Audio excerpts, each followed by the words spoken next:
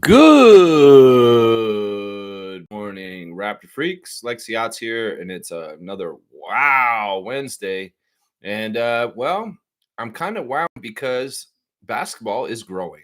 Basketball is getting bigger and bigger around the world, and here in Canada, especially. We've got the WNBA coming here with Toronto Tempo next year. The Raptors are an undying brand that's doing so well despite hardships for the franchise. And I'm going to give you the straight goods on Canadian goods for the stream today on the Canadian Elite Basketball League. I haven't covered the CEBL very well on this channel. I'm going to be honest. I really, really haven't.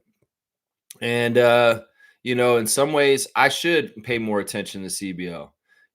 I talk so much about let's buy Canadian goods right now instead of American goods for the better of our country. Well, straight Canadian goods on basketball, CEBL. That's right. This is a Canadian league. It's the premier league in Canada as far as it's associated with FIBA, and they play by FIBA rules. And the tournament actually determines, or the league CBL actually determines some things in our region in FIBA in international play that they got official sanction organization with FIBA as an organization in the world, that the tournament or any kind of determinations of the best in Canada come from CBL. In fact, Edmonton Stingers have represented Canada in international FIBA play in tournaments against other countries' top teams in their countries. So the Edmonton Stingers were CBL champions.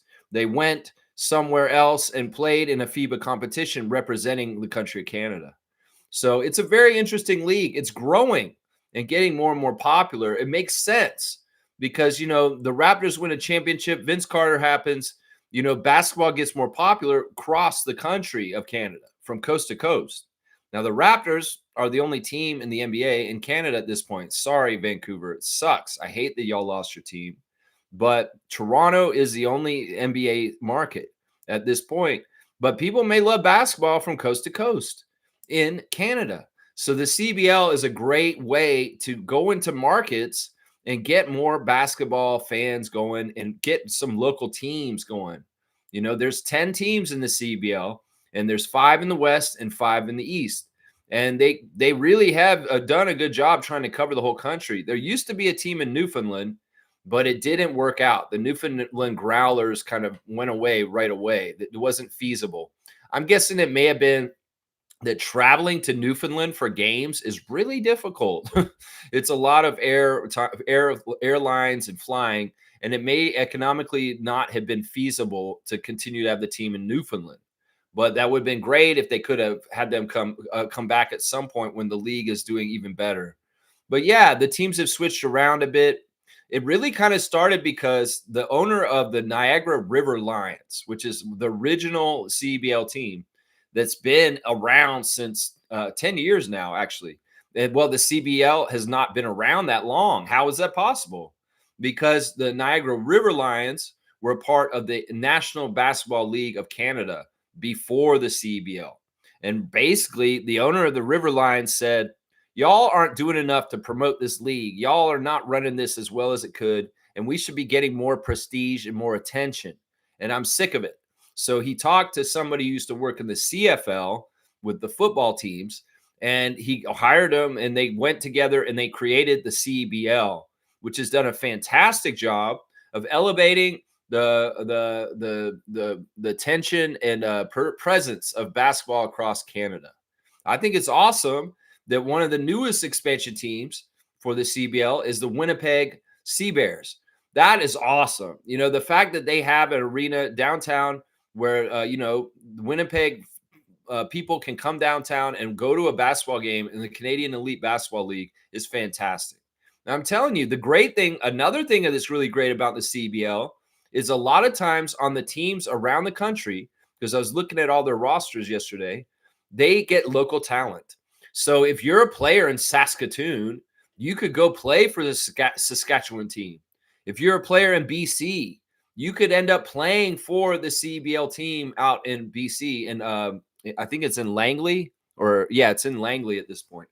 So it's like there's opportunities for local basketball talent to play professionally to a degree because of the CEBL. And who knows, they could step through the CEBL to go on to bigger things like the NBA G League, or playing professionally internationally, or what if the NBA? I'm just saying. So it was kind of cool to see, looking at the rosters for most of the CEBL teams, there's a high percentage of players that are actually from the cities that they play for. There's Brampton kids playing for Brampton Honey Badgers. There's kids from Winnipeg playing for the Winnipeg Sea Bears. There's people from Montreal playing for the Montreal Lions. So it's a great opportunity for Canadian talent to have more of a chance to play professionally in their own country.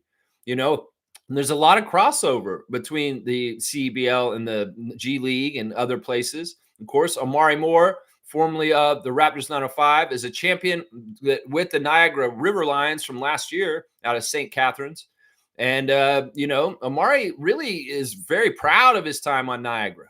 Now, he may have gone on to bigger, greener pastures. I'm not sure. They have him on their roster still. So I think that he can still play for them, but I don't know if he's actually been playing for them, because I believe he's overseas in Europe at this point. But that's one of the connections. Quincy Guerrier of the Toronto Raptors 905.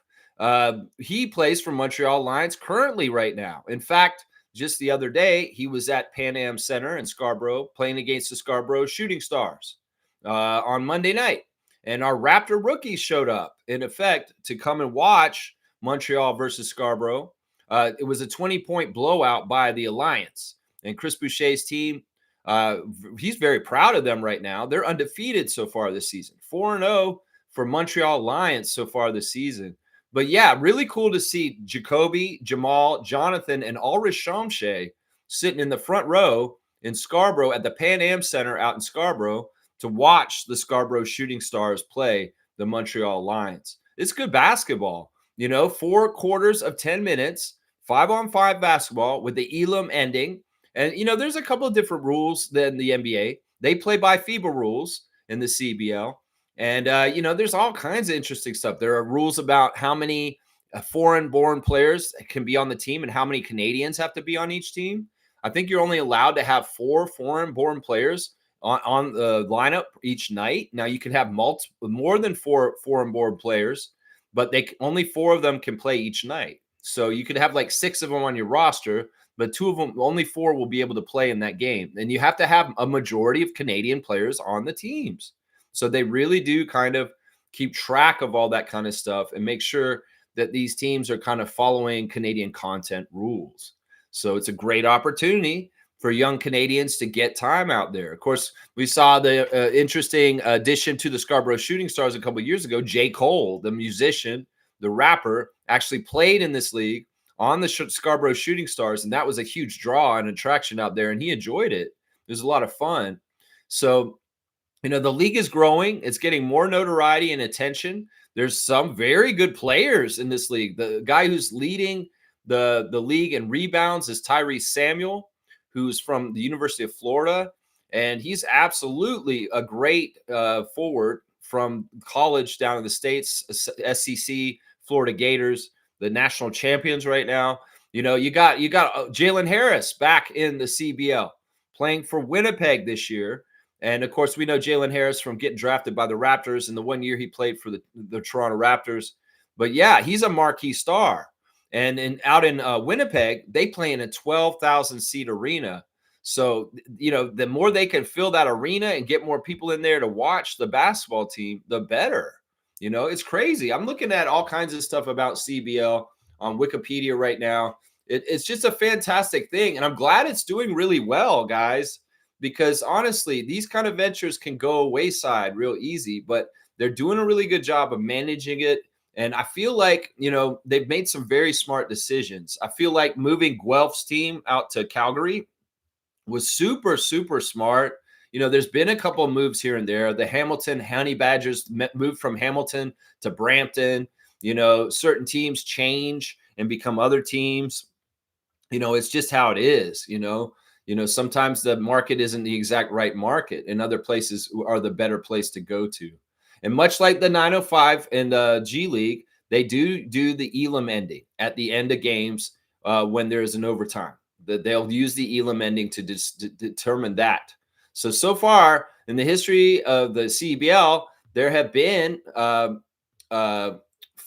6 champions. Five. Two-time champion Edmonton Stingers. The first ever CEBL champion was the Saskatchewan Rattlers. Hamilton Honey Badgers won in 2022. Scarborough Shooting Stars 2 years ago. And the Niagara River Lions are the current champions from last year. But yeah, I highly recommend people to check out the CEBL. You want to support Canada with a Canadian product? Well, Straight Goods on Canadian Goods, CEBL. That is Canadian product. And, watching the game and getting it more stronger is good for basketball in Canada and good for Canadian economy. So I highly recommend y'all check it out. Of course, the 10 teams in the CEBL right now are Brampton Honey Badgers, who play in the CAA Center, a capacity of 5,000 with their coach Sheldon Cassimi.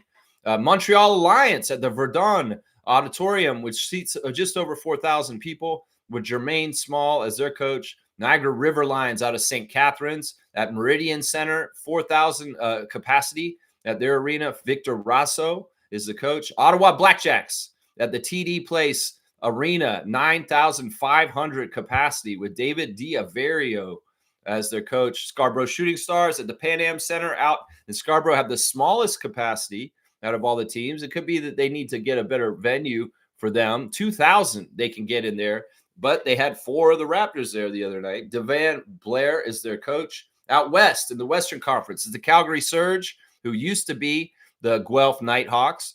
Winsport Arena is where they play. 2,900 is how many they can fit in there with Caleb Canales as their coach. Edmonton Stingers, who play at the Edmonton Expo Center, just shy of 5,000 is the capacity there. Coach Jordan Baker. Saskatchewan Rattlers out of Saskatoon at the SaskTel Center. They fit almost 6,000 people at their arena with Eric Magdance as their coach. Vancouver Bandits play out of Langley at the Langley Events Center, over 5,000 capacity. Kyle Julius is the coach. And finally, the brand new Winnipeg Sea Bears playing out of Canada Life Center, 15,000 capacity, over 15,000 capacity. So that's a WNBA sized arena, almost an NBA arena right there. Mike Taylor is the coach of the Winnipeg Sea Bears. So yeah, highly recommend people checking it out. Of course, most of the CBL games you can watch, you catch on the CBL app. You can get the CBL Plus app and you can watch all of the games. And during the CBL season, there's games going on almost every night. In fact, they had a game last night. It was Edmonton versus Ottawa. And the Stingers barraged the Ottawa Blackjacks with 3-pointers and won the game. So listen, if you're a Canadian basketball fan and you don't live in Toronto and you can't go to Raptors games, well, maybe you need to start going to CBL and start supporting your local market. Because if you go to those CBL games in Winnipeg, in Langley, in Montreal, you may be getting an NBA team eventually. I think it's very highly likely if the Alliance did really, really well and grew and got a lot of attention, they would be high on the NBA expansion list for Montreal to become an NBA city. So that's part of it right there. Listen, you want a gateway or a doorway to get an NBA franchise in your city in Canada, well, support the hell out of your CBL team and show that there is a strong interest for the sport of basketball in your local city. So I'm saying coast to coast, my guy, Seymour Pape, you got to get down there to Calgary Surge games and start going in there and say, I do art like Surge. But yeah, we're put on blast the CBL today. I feel like I've been so bad about covering it that I do want to pay more attention to it. I do want to put it more on blast, especially since it's the Straight Goods on Canadian Goods, and we're supporting Canadian products more and more. So yeah, today's stream is the Straight Goods on Canadian Goods, and it's the CBL. If you guys want to talk about the CBL in any kind of way, please ask me any questions or comments in the chat. I will try and answer the questions as best as I can. I'm not totally an expert on the CBL, but I'm learning fast. And I did a really deep dive on learning about it last night and everything that's going on with it these days. So I can answer a lot of questions. if you do have questions about it. Let's see what's going on in the chat this morning. Thanks for joining me today on a Wow Wednesday, where we're putting the spotlight on the Canadian Elite Basketball League. That's right. Trevor J saying, just remember that everything someone puts you through sooner or later finds its way back to them. Everybody gets a turn. Yeah, that's scary. Yeah, I mean, listen, things in this world have a way of coming around. And, I only want good things for people, because in some ways that's what I want coming back at me, right? So in some ways that's selfish, but it's also like, it's true. Whatever you put out in the world, you get back. And that's why we all need to be very, very aware of the energy we're putting out there. And if you're putting bad energy out there, you're probably getting bad energy back. So just realize life reciprocates what you put into it. And that's the most important thing. We can be punitive. Yeah, this person put me through this. They're going to deal with something at some point. Maybe, yeah. But that's not for you to know or see. In some ways, those are the things that God works out on his own. And, if there is somebody who's been bad to you in the past, revenge isn't the best way to do it. You just let them live their life, and they'll find their way to what's supposed to happen. There you go. Thank you for the words of wisdom, Trevor J. Thank you so much, Commissioner. Trevor J is also saying that the Liberty beat the Sky and the Dream beat the Fever last night. Yeah, that's a big win by Atlanta over the Indiana Fever. Fever have been a very strong team this year in a lot of ways. Let's go look at our. I guess I should go get our fantasy league called up here so I can see what's going on with the fantasy league after the second night of action this week on our WNBA fantasy league. Let's see who is winning now after last night. I have overtaken James in my matchup to take a 20-point lead. MK is in trouble. Fiercey is really messing up, our two-time champion right now. Kaz has got a huge lead over Kareem right now. Fantastic job, Kaz. Mike is beating JP, and Cool Cat is leading her matchup with Edmund right now. Yeah, the referees for tonight's games in the CEBL, not the CBL, the WNBA, are in Sparks versus Aces. Fatu Sissoko Stephens is the crew chief. Michael Price and Jason Alabanza are the other two refs. Dallas versus Phoenix. Eric Bruton is the crew chief with Marcy Williams and Kelly Broomfield. And then the Lynx are at the Storm tonight. Maj Forsberg is the crew chief with Teresa Stuck and Ryan Sassano. Yeah, we got referees because there's a finals game in the NBA Finals tonight, too, for that. So I might as well do the ref report for them real quick, too. Oklahoma City will be playing their first game against the Pacers in Indiana tonight, Game 3 of the Finals. James Capers is the crew chief tonight. James Capers Jr. favors the Thunder. The referee will be Tony Brothers. He favors the Thunder also. And the umpire will be Tyler Ford, who heavily favors the Pacers tonight. So those are your three refs: James Capers, Tony Brothers, and Tyler Ford. The alternate is Courtney Kirkland. And in the replay center, it's ZZ, Zach Zarba, in the replay center. So some heavy favor for Oklahoma City on the road with Tony Brothers and James Capers. Very much favoring the Thunder franchise over the Pacers. So, yeah, that's your ref report for today. WNBA and NBA Finals ref report. There you go. Trevor's saying the WNBA is gearing up for its next media package valued at $2.2 billion per year over the course of 11 years across CBS, Disney, ION, and Amazon. Yeah, the value of the league is going up. That's why they were saying that the last deal they did was not right. It was lowball, and it wasn't the adequate amount, considering the growth that's about to happen with the WNBA. So in some ways, I hope that the ladies in the league start to adjust the numbers to accordingly to the growth that's happening right now. This is a big, big issue. And, the owners are going to try and get theirs no matter what. And if they try and squeeze out the players from getting what they deserve, that's not right. That's not right. So hopefully the labor struggles of the NBA players from a long time ago can help inform how to handle this for the WNBA players. That's what I'm saying right there. Yeah, boom goes a dynamite. Trevor's saying the NBA Finals Game 2 averaged just 8.76 million views. That is the lowest game since the 2020 bubble and the only finals since 2007. Well, as Karthika of TSN Stats pointed out on Blue Skies yesterday with a tweet, declining ratings are not always indicative of whether people are watching it or not. Part of the problem is with ratings and trying to figure out who's watching what is TV doesn't matter anymore. We know nobody's watching TV anymore. People are watching things through streaming, whether legal or not. And that's the thing. These numbers don't catch the ever-changing world of technology where people are cutting the cord on cable and they're watching everything through their devices streaming wise. So these numbers don't mean jack shit. People can say that numbers are down, but honestly, the numbers are shifting. There's more and more people that are watching it through streaming devices, and they do not capture these numbers when they do these numbers. These are just the numbers for TV. And you know how things are changing, Trevor. So it's like these are misleading. People will use these to say that the NBA is losing business and money, but that's not true. It's just that people are changing the way they're watching the game. And these numbers don't mean jack shit at this point. You can have a little box and be a Nielsen family. Who gives a shit? People are on their computers using their devices to watch stuff. And this is not capturing the audience correctly, statistically wise.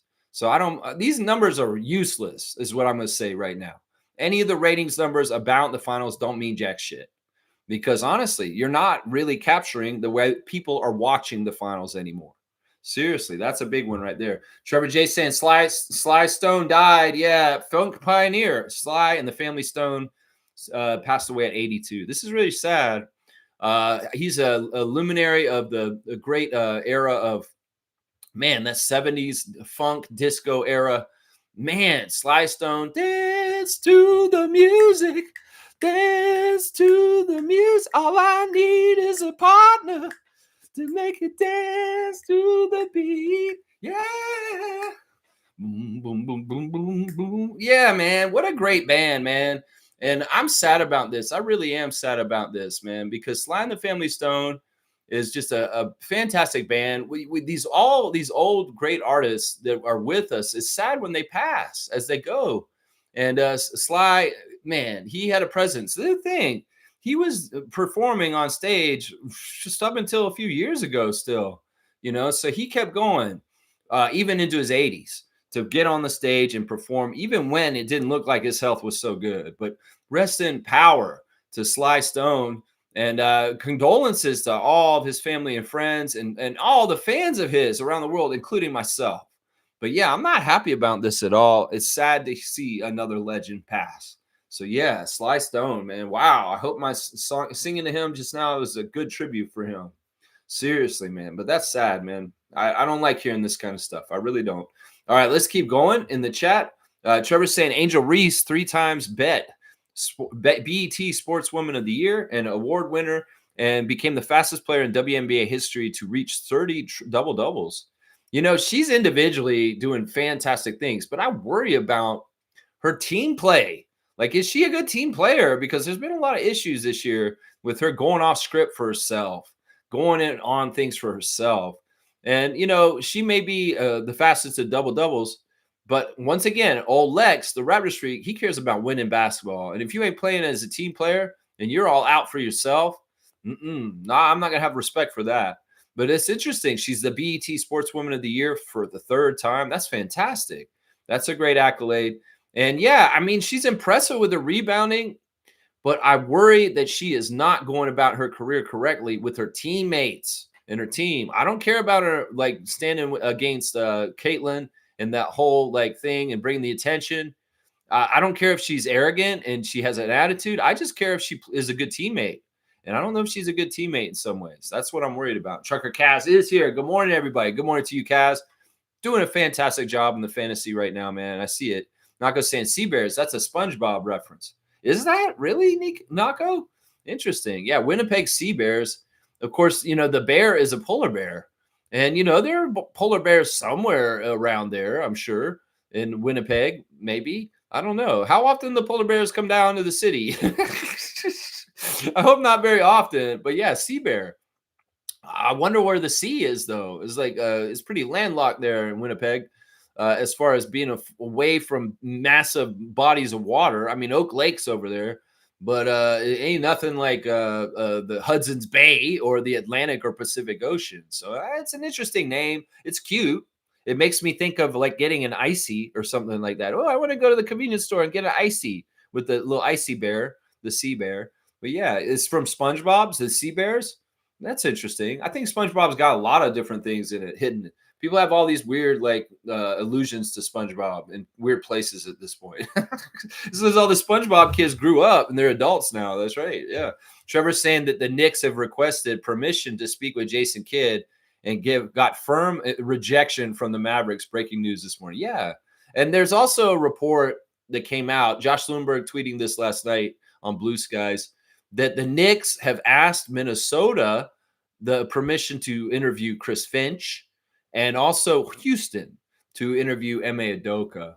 This is such the audacity, is what Josh Lundberg used the word, and he's right. The audacity of James Dolan and Leon Rose to go and ask sitting head coaches under contract with other NBA franchises if they'll come and just drop everything and come and coach the Knicks is hilarious. Now, apparently, all three teams are rejecting these requests to interview their coaches. Jason Kidd, Chris Finch, and MA are not going to be going to New York, and New York needs to shut up about trying to get them. In some ways, that smacks of desperation. It smacks of arrogance, and it smacks of, you know what, y'all might be in big trouble. That's what it smacks up to me, man. G saying it's so cool to see the rookies are still here and supporting basketball here. I love this. In fact, let's go do the Instagram stories real quick because there's something here I want to talk about real fast. First, we got Savannah Hamilton still on vacation. She's at the Boulevard Beach Club. I'm figuring it's still in Greece. That's right. She has a very nice alcoholic drink, it looks like there. Is that alcohol? Maybe not. Maybe it's just a fruit juice. Could be. And yeah, there's a thirst trap pic that she's there on she's on the beach. Yeah, she's got palm trees behind her. Leo Routens is doing this. Let's see his words of wisdom today. Sometimes the best thing you can do is pause, not quit, not push, just breathe, rest, listen, and wait for your clarity to return. There you go. I like that. I like that, Leo. Never quit. Maybe if you get tired, just take a break and come back to it with a refreshed energy and attitude. There you go. I like it, Leo. There's the Leo Routen's words of wisdom. Ulrich Shamshay was at the CEBL game on Monday night, and last night he was at the TFC game. I think they were playing Ivory Coast or something. I'm not sure who was playing, but he was with somebody last night at the TFC game, guys, here in Toronto. And I want to hear the speculation on this, guys. You know who he was with at the TFC game last night? Mo Bamba. Yeah, Mo Bamba's in Toronto with Shamshay and their buddies, and they're at the games. Mo Bamba has a huge smile on his face. I don't know what's going on here.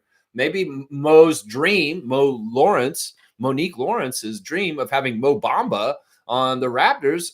Could he be in the picture as the big for us next year? Since he's hanging out and being chummy with Ulrich Shamshay in Toronto right now. Is this a little tip that maybe Bamba is in the plans to be around the Raptors this year? I don't know. In some ways, he's kind of worn out his welcome in the NBA because it seems like he hasn't really stuck anywhere correctly. It seemed like he was doing great down in Orlando, but ever since he left the Magic, he's kind of not been tethered to any team correctly. I know that Nick had him in Philadelphia recently, but he didn't stick there. But who knows? Maybe Nick just didn't like him. Would Mo Bamba be somebody y'all would like to see on the Raptors training camp roster this fall? Because there's some overtures that it seems like he might be in the fold if he's hanging out with the Raptors rookie named Ulrich Shamshay at the TFC game last night. DeMar DeRozan's on the football field watching some kids play. I'm not sure who's out there. I don't think his son is old enough to play Pee Wee football yet. So he's probably out there supporting a friend or something like that, or a kid in the community. Also, DeMar has got Dwayne Wade on blast on a podcast talking about how he has the utmost respect for DeMar. Dwayne Wade putting on blast his appreciation for DeMar and what he's done in his career. It's pretty cool, honestly. Norman Powell, understand the grind, get the gear, always advertising that. And also, Norman posting officially on his Instagram stories, he is committed to Team Jamaica, and he's got himself in the Jamaica jersey in this picture. So it is undoubtedly true that Norman Powell will be playing for Jamaica. That is just a commitment that has been made, and it is coming. That's right. I'm all about it. AJ Lawson is taking selfies of himself, but backwards. And can we read it? Faith over fear. Okay, that's what the shirt says backwards. So Brampton's own AJ Lawson is saying faith over fear. Let's go, AJ. Let's go. Chris Boucher has been posting so much in the last few days. He said, let's read just some of the things Chris is saying right now. The heart God favors isn't perfect, it's honest. Man, authenticity and realness is something that Masai values. And well, Chris has definitely got that. He's definitely got that times 100. That's right. He's also saying how you treat people when they have nothing to offer. That's who you are. That's true. You know, if you're only a person that uses people and you only talk or hang out with people that you get things from, and you're not about being around people that have nothing to offer you, or if you're disrespectful and mistreat people that have nothing to offer you, you're a bad person. That's what Chris is saying right here. That's right. And that's true. I agree with that. He's also praising glory to the Most High God. He's very much like he's listening to Elton John, Benny and the Jets too, while he's playing that. Let's see. Chris has posted a post where it has the list of the Raptors' all-time bench scorers, and he's number one on that list. And he said it's God's work, not mine. But yeah, he's by far the most points off the bench for the Raptors in their franchise history. He has 3,256 points off the bench as of right now. And the person who's in second is Terrence Ross, who's got 1,925. So he has over 1,200 more points than the closest person on this list. That is crazy, man. Patrick Patterson, third. Norman Powell, fourth. Jose Calderon, fifth. And Morris Peterson, sixth. It's amazing that Chris has so many bench points for the Raptors. And that, in some ways, that makes you a Raptor legend right there. In some ways, that tells me that, you know, you may have a case to get your Raptor jersey retired. Seriously, man. Chris is also saying, if I say less, I probably saw more. Yep. And he's also playing DMX, Lord, Give Me Strength. Let's see what else. He's got guys saying 5 signs God is about to bless you. You feel isolated. You're in the middle of chaos, but you still feel peace inside. These are a couple of the signs.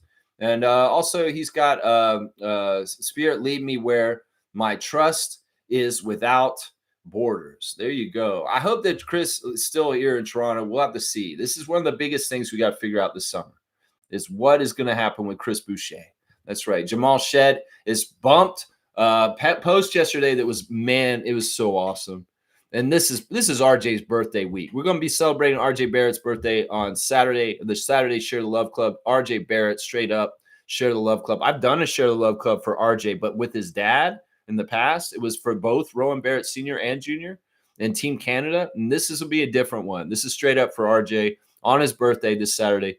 But the Raptors official admin is giving some love to RJ by posting some of his best highlights from this past year. And honestly, this top 5 are like really good highlights. They're like crazy alley-oops, amazing clutch 3-point shooting at the end of a game. Yeah, if you haven't seen the RJ clip on the Toronto Raptors official admin post, go look at it and realize we need to keep RJ in Toronto. Seriously, all you haters that are like, let's trade RJ, shut up. Because you need to go look at this post and you can see what he's been doing for us. Seriously.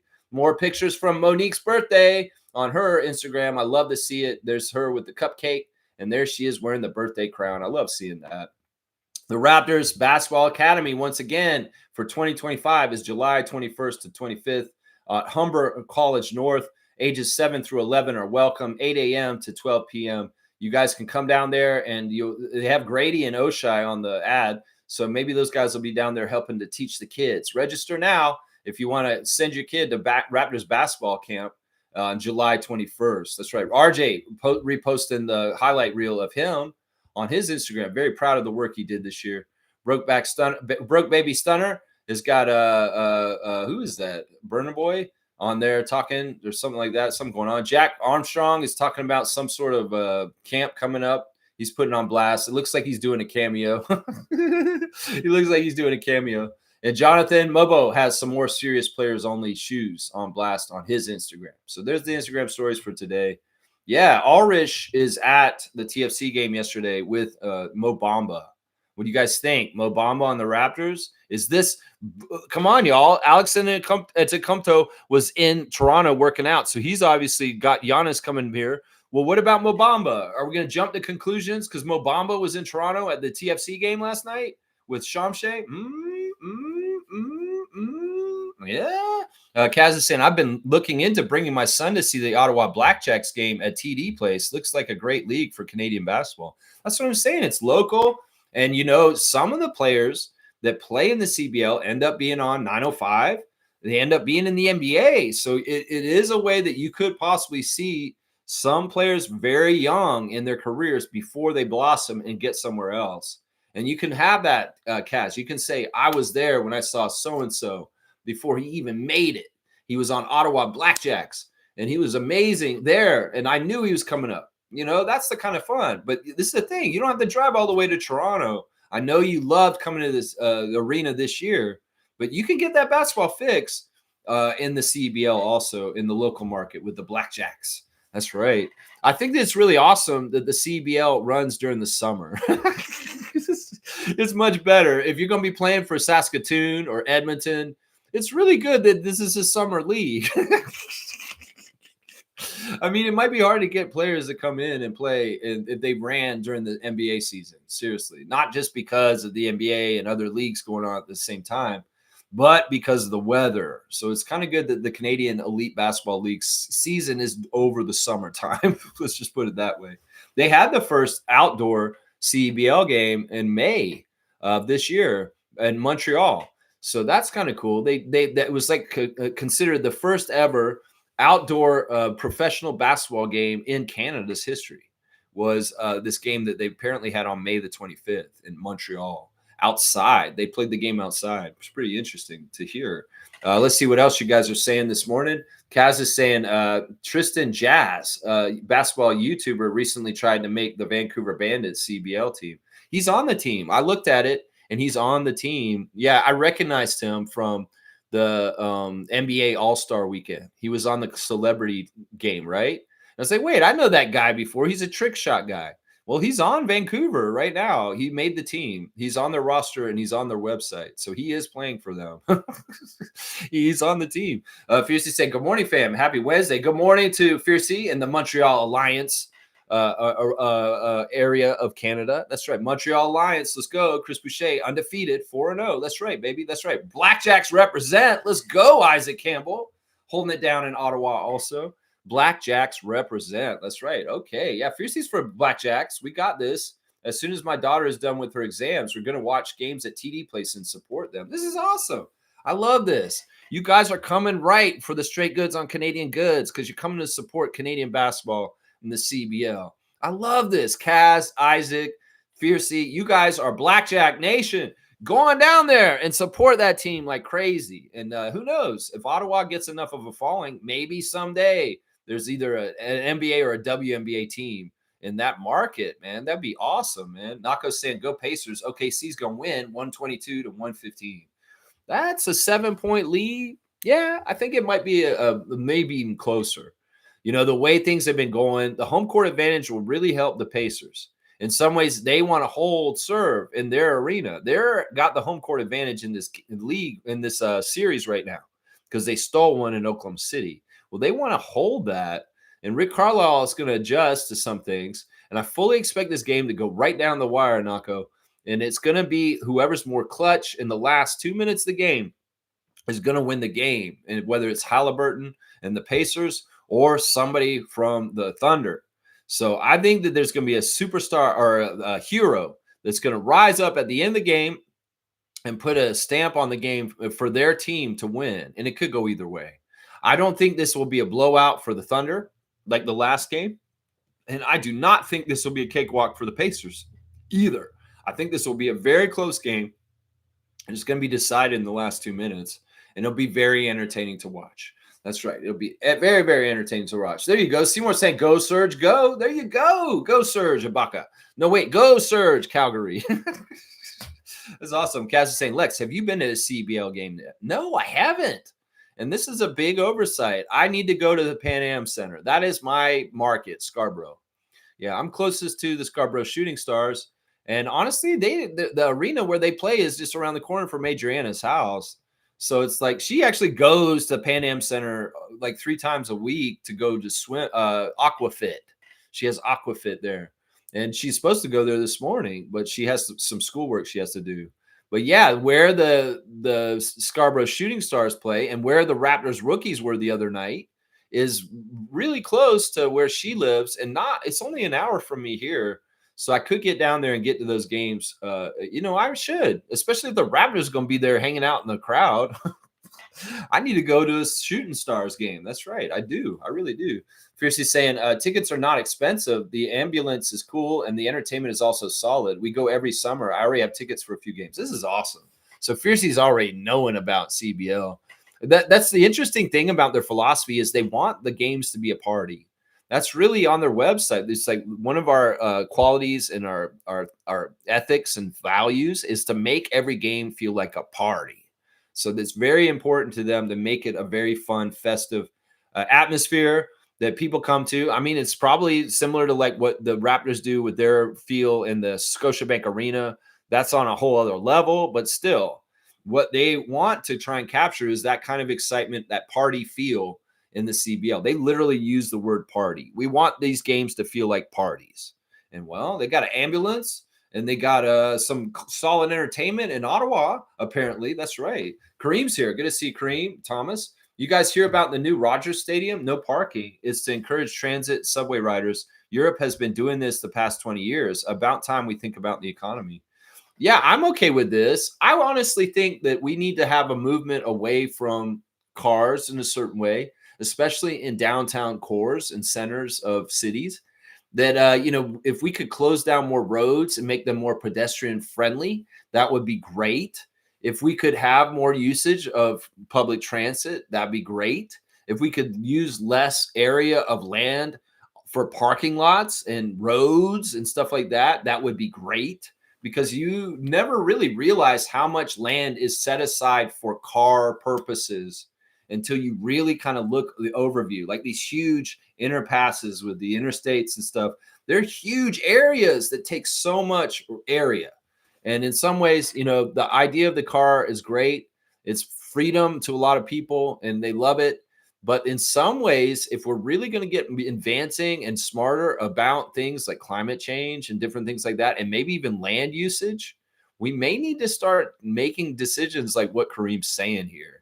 Other places are way ahead of us in all kinds of things than North America. North America has been controlled by the oil companies, and so much stuff is being going in the wrong direction because oil companies have too much power on this continent. So in places like Europe, South America, Asia, they're doing things way, way better. They really are. They have more green cities and they're having better outcomes with trying to fight climate change. And we're falling behind. In fact, we're going in the wrong direction right now with the way conservative and Republican leaders are trying to roll back any kind of regulations environmentally just for the sake of business and big corporations doing what they want to do. I like this idea, and thank you for letting me know, Kareem. It's like DZ saying former Raptor coach Butch Carter founded the CBL. I did not know that. Is that true? Is that who founded it? That's interesting. I know Glenn Grunwald was involved in the CBL early on and helping advising them, our former GM. He was the Canada Basketball CEO. He stated that the league would provide an exciting new product and further development opportunity for Canadian players, coaches, referees, administrators, and management types. Yeah, there you go. And due to this agreement, the league plays under the standard FIBA rules. They also have a deal with Spalding, guys, to be the official ball of the league. So, they're bona fide in a couple different ways there. I did not know Butch Carter was involved, though. I knew Glenn Grunwald was, though. Seymour is saying, Danny Green was out here giving shooting tips to kids 15 and under. I was pushed back because I'm too old. Wait. You saying that Danny Green's in Calgary?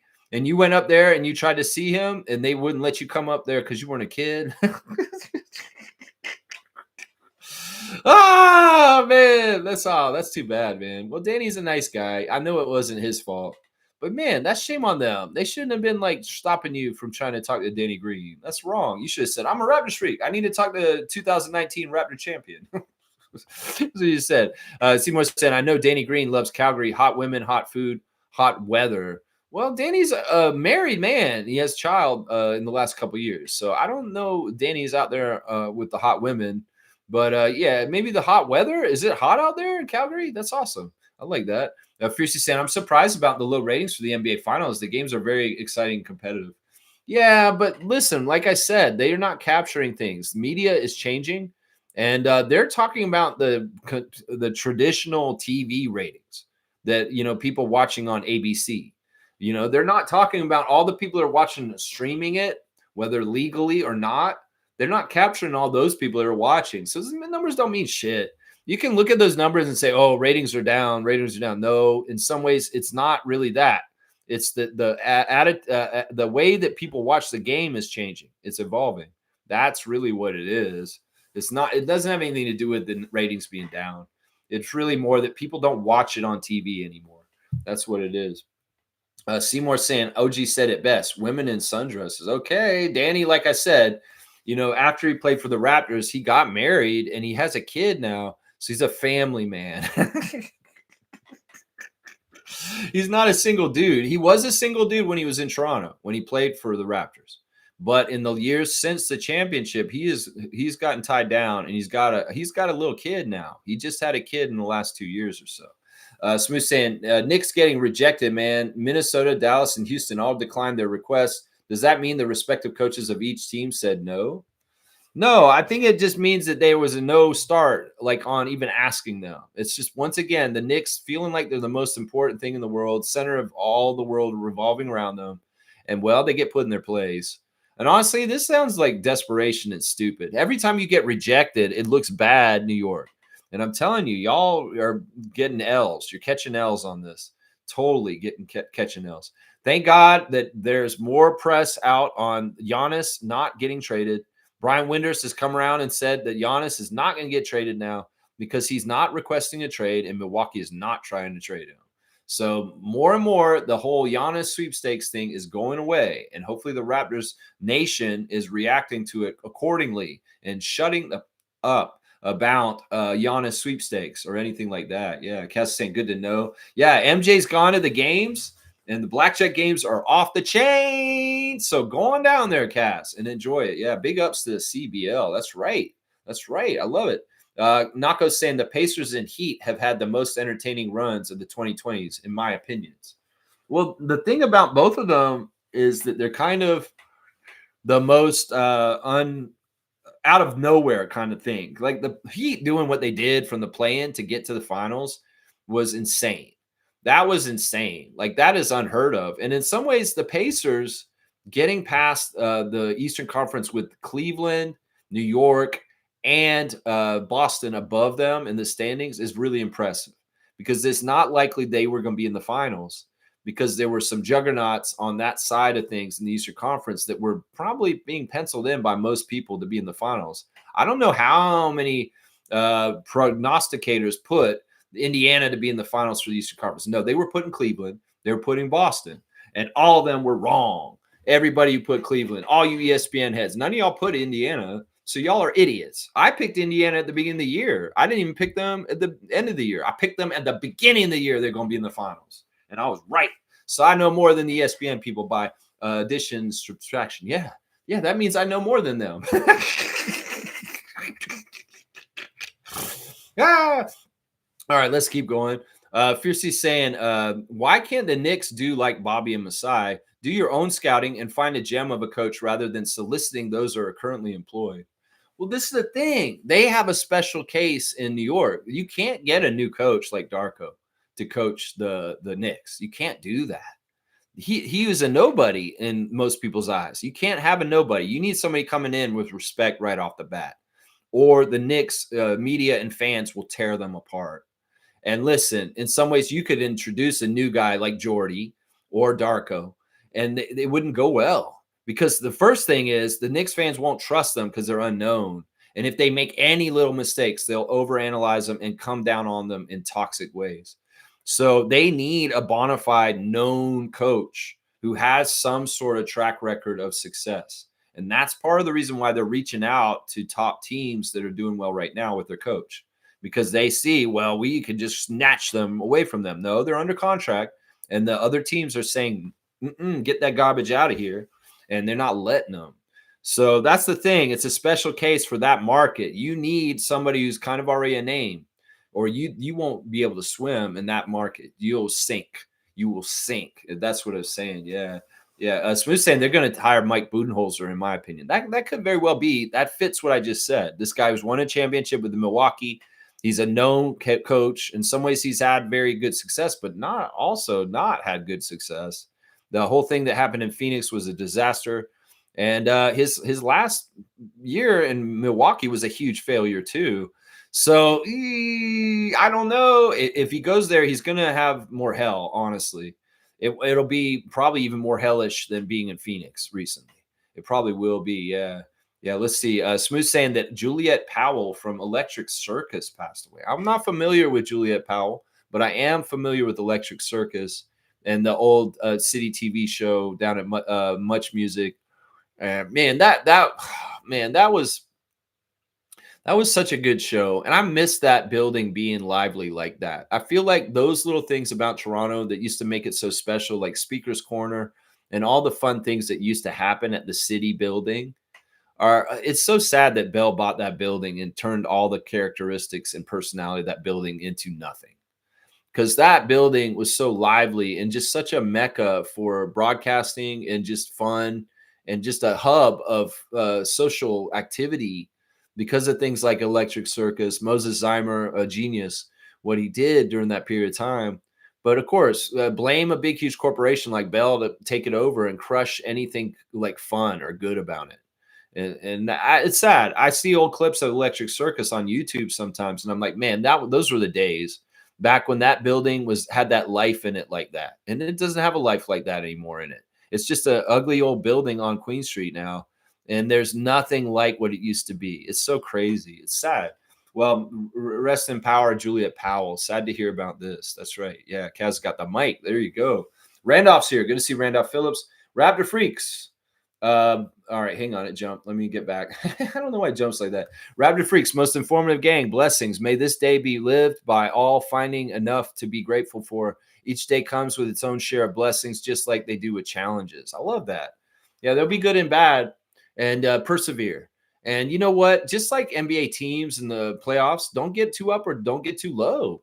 If you're in a bad place, don't get too low. And if you're in a good place, don't get too high. Stay neutral, because that's the way to success in the NBA playoffs. When you're in high pressure playoffs, you win a game. SGA's like, yeah, I'm going to act like I lost the game. Either way, I'll be the same way, whether I win or lose. In some ways, that's a good lesson to apply to your own life. Thank you for the words of wisdom, Randolph Phillips. Blessings to the Phillips family and all the Raptor Freak families. That's right. That's right. Smooth saying Electric Circus was a dance show in the early 90s to the 2000s. Lex, it was very popular. Yes, I know. My old boss that owned the Kensington Variety store that I used to work at, that the clips come from, Mary, she was a dancer on that show. And she used to regale me with old times of enjoying being young and on TV and dancing to 90s songs like Cameo and Mars. And she loved that show because she was on it, and she has a lot of good memories of it. Yeah, I remember that show very well. I was never on it or down there for it, but I walked by it when it was going on many times in the 90s, late 90s, when I came back to Toronto after graduating from Florida State. And I lived right down near there too. I lived on St. Patrick, which was right around the corner from City TV. And yeah, I can remember walking by the City TV building, and they had the street closed on Queen, and Shakira was out there singing Hips Don't Lie, and they had the whole street closed, and it was just a fun concert. They used to have concerts in the middle of the street down there all the time. Man, those days were awesome. It's too bad that's all changed, ruined once again by Bell. But yeah, I'm very familiar with Electric Circus, even though I wasn't on the show myself. I did see it, yeah.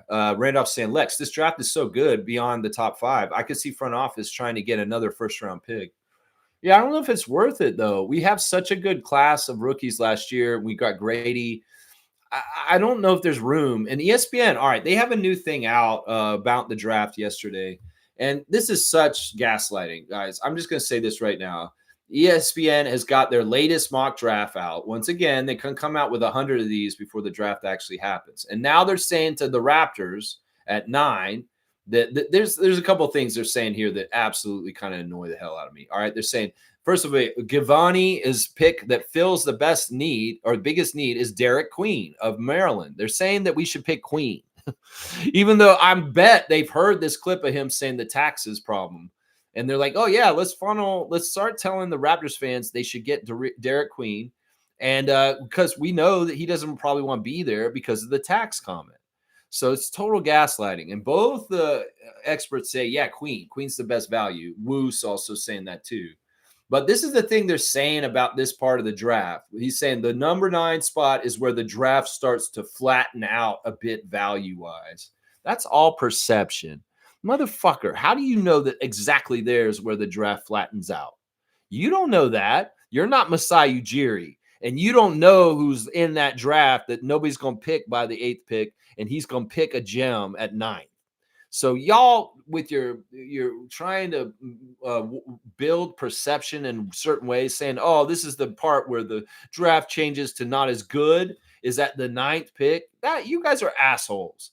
And the fact that you are telling Raptors fans in your article mock drafting Derek Queen to misdirect them to want to get him, because a lot of idiots can't think for themselves, and they'll go look at what ESPN's saying, and they'll start parroting it. Jalen Suggs. Yeah, I fuck you guys. 2-finger salute for ESPN for putting an article out yesterday telling the Raptors that they need to draft Derek Queen, that he's the best fit. Now, Asa Newell's down further, lower. And I'm like, man, and they wrote all this glowing stuff about Asa Newell.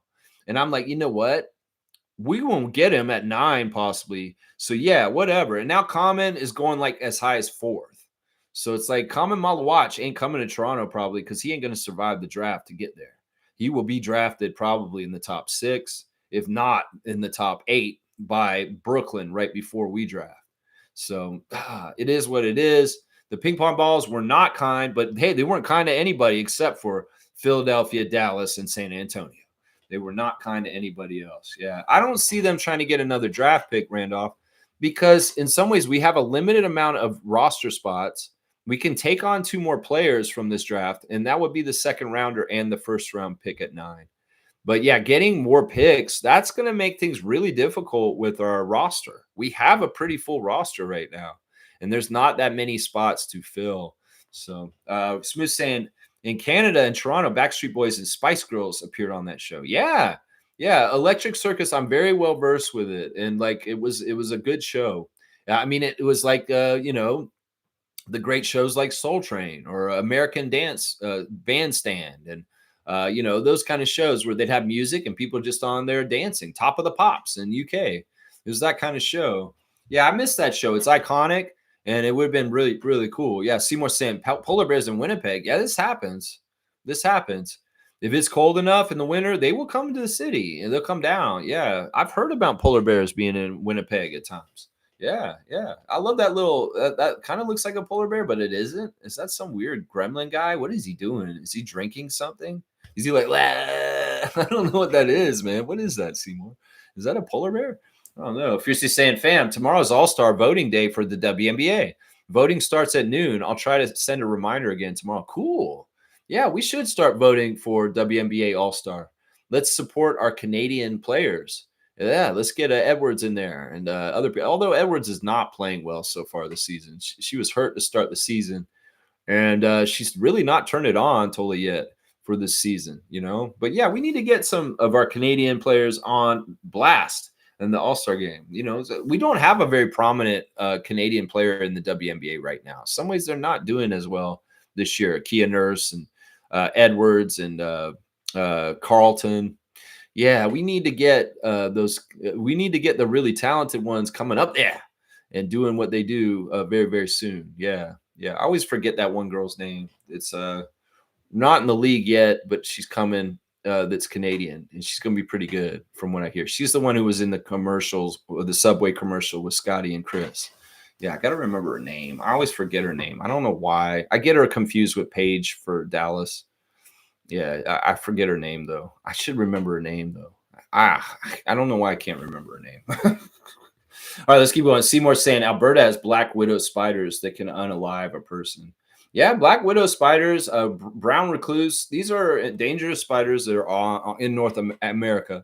And yeah, they can be arranged from hurting you to killing you to, like, making you very sick.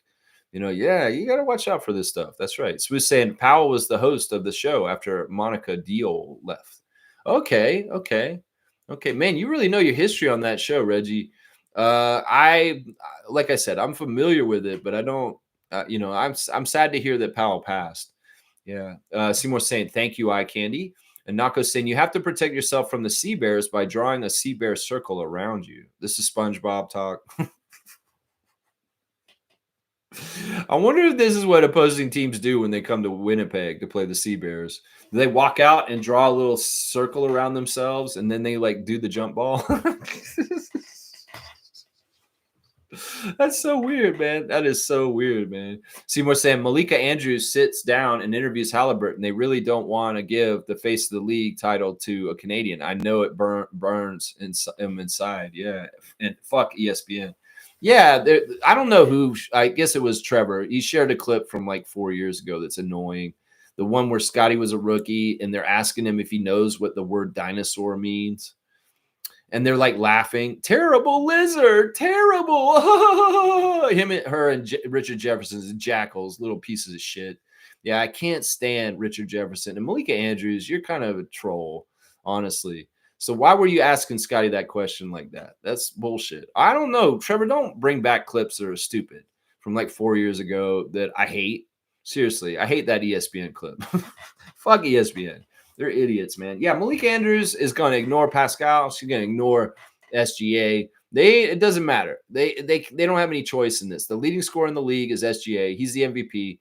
He's likely to be the MVP of the finals. And they have no choice in this. The best player in the league is SGA, and he's going to be the face of the league, whether they like it or not, because it's not about choosing who it's going to be. It's about who the hell is it. And that's just how it is. That's just how it is. You can't mess with that. It's either he is or he isn't. And the fans will decide it more than media. The media can ignore and do all that. But, yeah, they're going to find out. Seymour saying, I doubled down on what Smooth Brown Man said. Okay, about Electric Circus. There you go. Mark's here. Good to see Mark Tavares back in the chat again. He got some tickets for the Calgary Surge on Father's Day. Awesome. Awesome. That's very cool. I love hearing that all y'all are already out there kind of supporting the CBL. I was wanting to put them on blast because, like I said, it's been a blind spot with me. And I really did need to make a dedicated stream to the CBL. And I finally did it today. Thank God. It's too late. I should have done it sooner. But yeah, that's very cool that Mark's going to be going to the Surge games in Calgary. So we got our Calgary people. We got our Ottawa people, Montreal people. Yeah, we got some BC people out there. Hopefully they're supporting their teams. That's right. Good morning to Stargate. Good morning to Raptor Freak family from Stargate. Good to see him. He said Mobamba is a good option as a backup center if Bobby and Masai want to go in a different direction in the draft. But I still have a feeling they're going to fast track Ulrich next season into the main rotation. Yeah, I think that Shamshay is going to get opportunities this year. Now, some of it is dependent on how much growth he has this summer. Now, we got to remember, Shamshay is late to the game out of Cameroon as a farmer.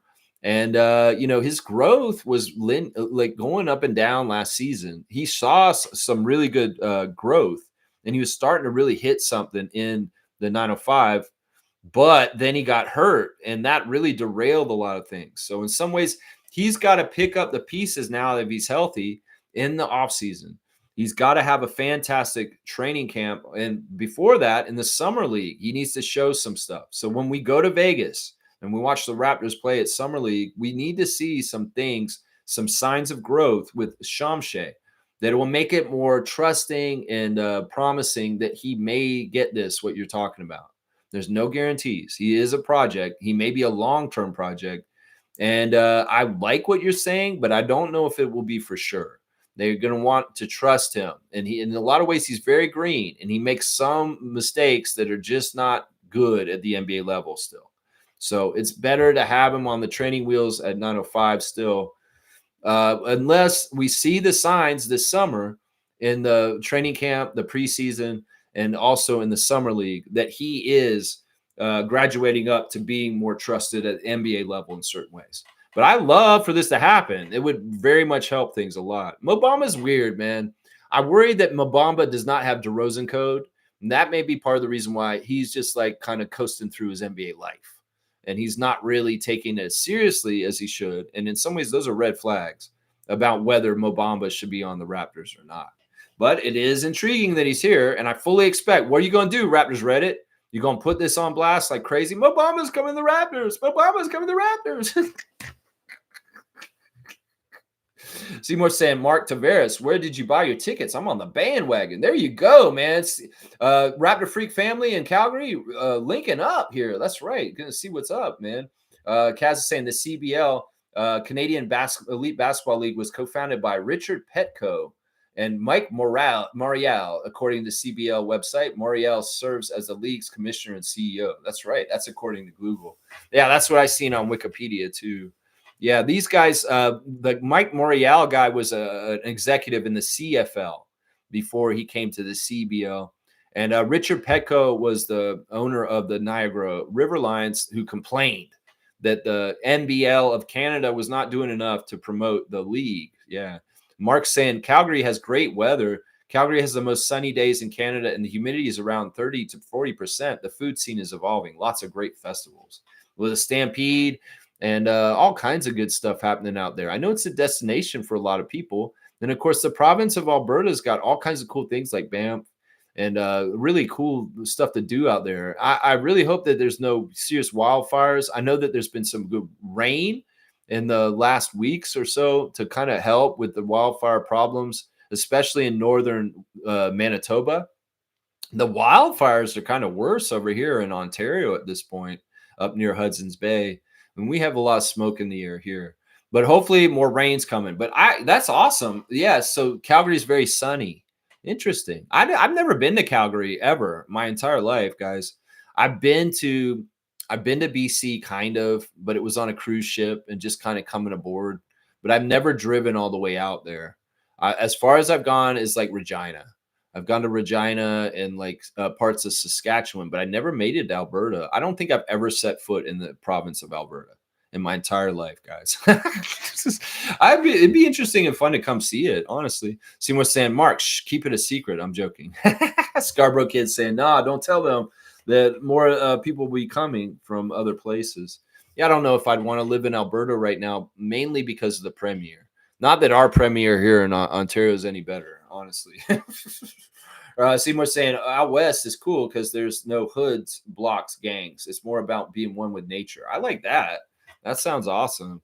Stargate saying shows the lack of respect those ESPN people have for the Raptors, its fans and management. If they really think that we will take Queen now that he's sinking fast like a 300-pound block in the ocean.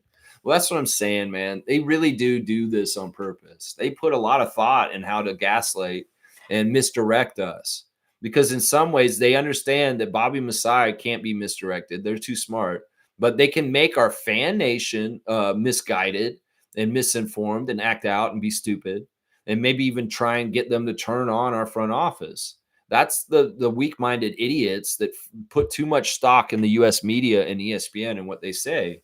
And, well, those aren't real good Raptors fans, honestly. They're people in Raptors Nation, but they're not really good fans. If they trust ESPN and what they say more than Masai Ujiri. And that's part of the problem right there. They're doing this on purpose. Fiercely saying, not an ambulance, Lex. Ambiance. Oh, I thought you wrote in ambulance. I guess it was a spell correct. I thought that maybe the Ottawa Blackjacks had a cool ambulance, like Ghostbusters or something. I thought you were like saying that like you go to the game and they have this party car outside that's an ambulance. It's all painted funky like for Ottawa Blackjacks. And they like make the sirens go or something like that just to make it a party scene or something like that. That's what I thought. That was what I was going to. It was like the ambulance. They have an ambulance. That's awesome. That's kind of cool. Oh, it's ambience. You meant the ambience. Maybe they should get an ambulance now. And just make a party machine, like, you know, do some, you know, it's like a machine like the Ghostbusters car. That's so funny. I really thought you meant ambulance. I was like putting it in my head for real. Let's see. All right. Seaboard saying that Electric Circus, Honest Ed's, Toronto Staples, man, Eaton Center, that when it was Eaton's, you know, the Hudson Bay's gone. Ontario Place, holy crap, it's gone now too. the Science Center. There's so much that's beautiful about the past Toronto that's being destroyed by corporations and idiots like Doug Ford. And I hate it so much. I really, really do hate it. The old Toronto that I knew as a child is not the same. It's too expensive and it's not as much character or fun or interesting things going on around the city. It's all very bland. It's all about profit, and there's not any kind of cultural art like in the city that used to be. And if there is old remnants of it, idiots are coming and destroying it like Doug Ford. So man, I really wish that Toronto was more like when I was a kid, but it isn't. It's been turned into like a very expensive city that's unlivable.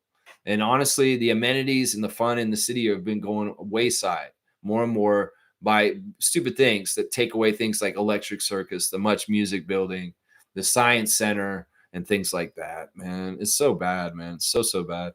Yeah, Honest Ed's. I miss that place too. Another casualty of corporations and condo building bullshit. Old Maple Leaf Gardens. Yeah, that place is still there, and you can still go visit it, but it's a Loblaws. And also, it is partly a basketball court. But yeah, the old Maple Leaf Gardens is still standing at least, and it has a lot of the old traditions. They wouldn't tear that place down. People be up in arms. But yeah, they'll go and tear down Ontario Place. They'll go tear down the Science Center and stupid shit.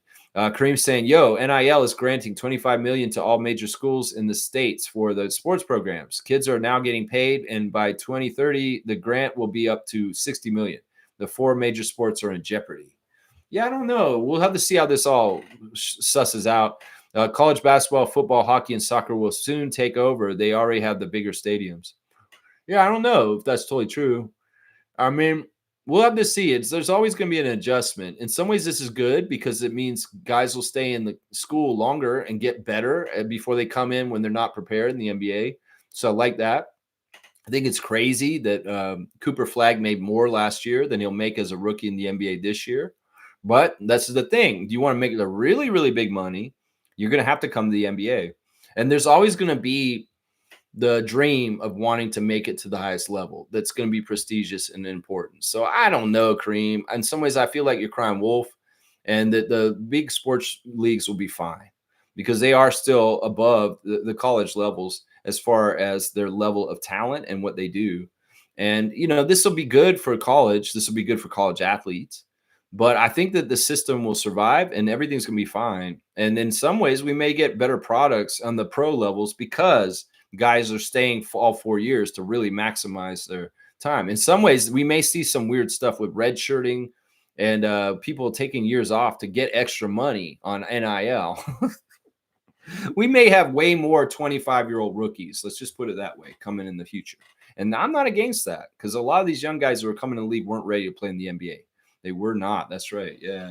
Mark's laughing at Seymour about his talk about, no, we don't need you to come out here. Let's see. Cream saying NCAA has been robbing sports athletes for 100 years. It's about time these kids get a portion of money that they generate. I won't disagree with this. I won't at all. Mark's saying, I remember Shaggy being on Electric Circus performing Oh Caroline or Carolina. Shaggy, yeah, friends with Sting. Yeah, I mean, they've had so many great celebrities and musicians and artists come through that building and just do interviews. I mean, it would be crazy. They'd have like Madonna down there and she'd be hanging out the window and the fans would be so close to her. It was like a very interactive space that had all kinds of things buzzing around it all the time, whether it was Howard Hussein on the roof doing the weather, or the fun thing that was going on. They were always using the building in different ways to do this news broadcast, and then they'd open up those windows in the front of the building, and they'd be a part of the street, and you could literally watch breakfast television being filmed right in front of you from the window in the back, just like the Today Show. And that building lost all of its heart, personality, and character. Really, really got sucked out of it, and it's sad. I walked by that building, and I remember what it used to be like. And it's sad to me. It's depressing that it was just, yeah. And I totally blame Bell. It's completely Bell's fault that whole feeling of that building went out, gone. It's gone. It's forever. It's sad. It's sad. Let's see. Stargate saying, I remember Electric Circus. I always thought it was a Canadian ripoff of Dance Party USA. Yeah, a little bit. People who had the USA Network back in the day would remember that show. I know Lex will remember that show. Yeah, I remember that show. But I was always like, it was more like Soul Train for me, like, because that was the show that came on after the cartoons on Saturday. And, that's when you knew cartoons were over. It's like all of a sudden Don Cornelius showed up. it's like, welcome to another Soul Train coming on now, right now. And then I was like, oh, man, cartoons are over. Oh, man. Mark's saying, if I'm the Raptors, I'm staying away from Queen at 9. Oh, yeah. Yeah, I worry about him in a couple ways. I don't think he works out that hard. Like, he doesn't have very strong arms. He has a weird body type that isn't like he's working out. And honestly, this is what I assess with him. He has all the characteristics that make him like a Zion, who's not trying to control his weight. And I could see him being this kind of a problem. And honestly, if he's a knucklehead and he's not really that smart, we don't want him in Toronto. We don't draft dumb players. If you're in Toronto, you're a smart guy and you're a good character. That's just what it is. So I don't see this. I don't see this either, Mark. I think this is a red herring, and this is just ESPN gaslighting Raptors right now. Yeah. Seymour saying it's total disrespect that they view us as a development program, draft Queen, develop him, and let an American team steal him. F at ESPN. We don't even want that. No, they want us to draft him because they know that he's showing signs that he doesn't want to be here. And they want us to have a toxic asset in the middle of the team to mess things up. They'd love for him to stay here. They don't want him to go back down there. They want him to come up here and be unhappy and destroy our team from within.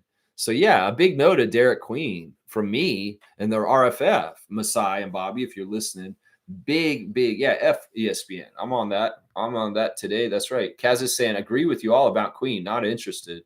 Yeah, I just don't think he has a good work ethic. I mean, look at his arms. His arms are not built out. He has very skinny arms. His arms are similar to mine. And that's not a good thing for a guy his size. They can say he's the most talented big man in this draft class, but I don't believe that's true. Seriously, I do not believe that's true. I think that Asa is more talented than him. And that's why I'll continue to say, if we don't get Common, get Asa Newell. Georgia Bulldog, Bobby. I'm going to say this over and over again. Get him. Get him. Stargate saying how convenient it is for the talent to start flattening out at the 9th pick, not at 8th, not at 10th, but at the 9th. And the pick just happens to be the Toronto pick. Xenophobic much? Or just, being shading, being little shitheads. That's all it is. Listen, they don't have to trust the Masai. We can trust the Masai. And we know that 9th pick is probably going to be better than like 3 or 4 of the picks that are drafted before in the draft ahead of them. So I'm not worried about this. They can go ahead and put out all the subterfuge and misinformation they want on the ESPN site. Bobby and Masai do their job regardless, independent of all that bullshit. And they will do the right thing for the Raptors franchise. And we'll see a gem at 9, whether they think the draft flattens out at number 9 or not. You want to see flatten out? Yeah, you're going to come see the latest Siakam draft or latest Anunoby draft. When the Raptors draft at 9. That's right. You're going to find out down the road. That's right. Who's Siakam now? Huh? And how did the Raptors flip a 27th pick for a number 2 pick in the same draft? Yeah, you figure that out. And we got other guys too in that draft, in that deal with Siakam. That's right. How did Siakam get traded from the Raptors to the Indiana Pacers? And somehow, some way, the man who was drafted 2nd in his draft class came to our team as part of that trade tree. Seriously. That sounds like value to me. They turned a 27 draft pick into the 2nd pick in the same draft. Brandon Ingram. I mean, seriously, if we're going by these kind of optics and stuff like that, how do you do that? You build value up in a 27 pick, and then you get the 2nd pick in the same draft class as part of a package with other things too? I don't know. You guys could talk about that, ESPN. You could talk about that angle if you wanted to, but you don't. No, you don't. No, you don't. That's right. Blackhawks saying Dairy Queen does not have enough defense for Raptors. You're calling him Dairy Queen? He calls him Dairy Queen. Oh my gosh. All right. You're getting a dunk, Neil. That's funny, man. Neil comes in here with his first comment. He drops a Dairy Queen on us, man. That's awesome, man. 33, 11 dunks for you this year, Neil. That's hilarious, man. It will be the Cedric Coward in the first round and a center in the second round. You want us to get Cedric Coward. Yeah, I've been hearing his name a bit.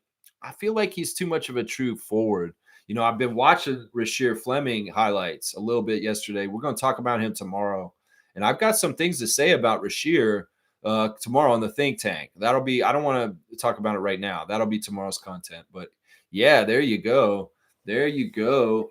Let's see. Smooth saying, yeah, remember Mike Morielli played for the Hamilton Tiger Cats. Very cool. So yeah, CFL connections.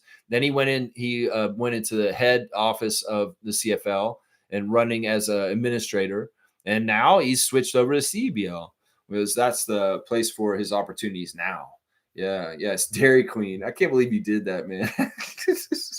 So he's saying, isn't Malika Andrews married to the Lakers media guy, part of the LeBron worship zone? That sounds about right. I don't know. I don't know who she's married to. I don't pay attention to her as much as possible. Any of them as much as possible. Smooth saying, yep, old Toronto is no more. It makes me extremely sad. The Toronto that we knew as children is not here anymore. And it's sad. The good things get ruined by, certain powers. And it sucks. I wish that people could just have like diversity, culture, art for the sake of art. Everything has to be profit driven these days. And, sometimes it's not about profit. Sometimes it's about culture. Sometimes it's about happiness. Sometimes it's about having something in the world that is not generating money. It is just beautiful to look at, or something that's nice, or it makes people connected more. And that's part of the problem we're missing in today's world with corporations being so important and so powerful, is that we can't allow for art installations that aren't maybe expensive, and don't generate any money, but they're very interesting and something that people would want to look at or take pictures of. We can't have a fun thing like City TV building at this point, where the fans and the crowds and the people in the city can come down and interactively participate in the media like that. Where's that?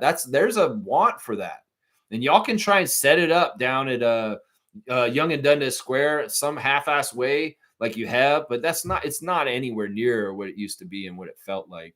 And yeah, I mourn the old Toronto with Reggie. I mourn it. That's right. Fiercely saying, Juliette Powell hosted Bouge de la, which was an iconic dance show in Montreal. The Much Music building was downtown Montreal and also purchased by a media company. Not sure if it was Bell, though. Yeah, that's too bad. So you guys had your own thing going on out there. That's right. Because I remember Speaker's Corner was across the country. They'd have a Speaker's Corner in Vancouver. And they had like a City TV vibe over there, too, in their channel there. Yeah, that's all gone. It sucks. City TV is not the same as it used to be.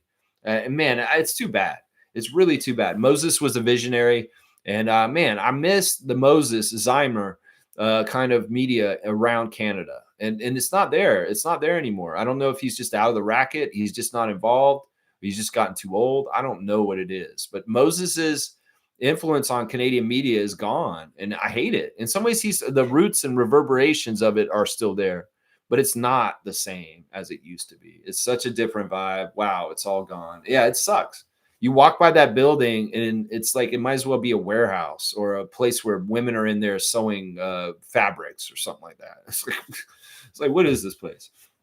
Stargate saying, Cedric Coward, but he's a wing. Not sure why they pick a wing, shooting guard, small forward, when there literally is a logjam at those positions. And even ESPN admits this on their article, that they're saying that it's not likely that the Raptors will take a wing. This is what they're saying. It's hard to see where a rookie guard, wing, or forward would fit into the Raptors depth chart as currently constructed, as the team has at least 8 players vying for minutes at those positions. The situation on the interior looks a lot more uncertain, with Jakob Poeltl entering the final guaranteed year of his contract and possessing a player option in 2026, 2027. He's going to take that player option. I'm not worried about it. He'll stay in Toronto on the contract he's already on. So I don't see I see Yak being on the Raptors for the next 2 years and taking his player option. So they're saying they understand that we need to draft a big on ESPN. And they even see there's a logjam of 8 different players that are in that position where Coward would be. So that's what I'm saying. Stargate's the same way. So he's even got them listed here. He's saying we got Grady, Oshai, Jacoby, Jameson, and the 905 guys, AJ and Roden. Yeah. But to add another 6'6" wing seems redundant. But hey, I say Asa Newell or Rasheer Fleming. Yeah, Asa Newell is a young player that has the ability to grow more inches. He could be a legit 7-footer. and they're hiding him. They're trying not to make it seem like he can be a legit small five, but he can. He can play center just like Nicholas Claxton does. And that's why I would say, they're masking him as a forward. It can be a center. And just my eyes tell me exactly. We're seeing him in the highlights. And that's why I say you can draft for need and one of the best available by getting Asa Newell. Seriously, I'm telling you right now, that's the one right there. That's right. That's right. Fiercely saying, I looked it up. Musique Plus was purchased by V Media, who went to Bell, then Videotron.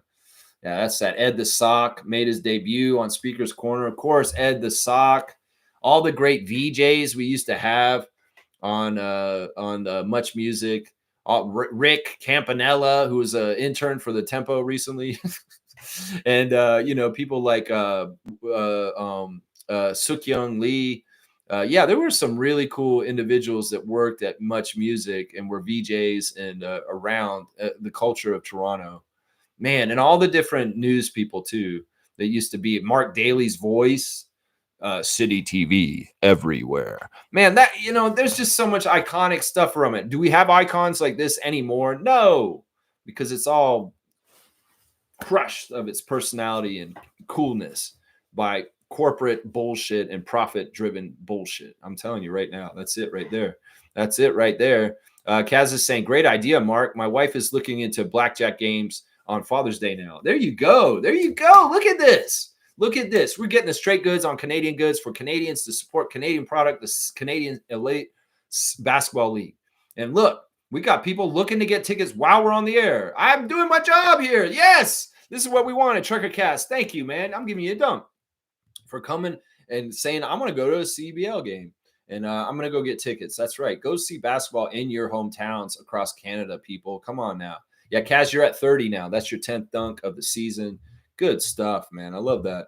Let's see. Blackhawks saying, I like Rasheer, but Coward can shoot better. Both of them have long wingspan, but Coward will dribble better. I like Asa, but he is looking like a late draft pick. If guards are in demand, then Malawach is ours.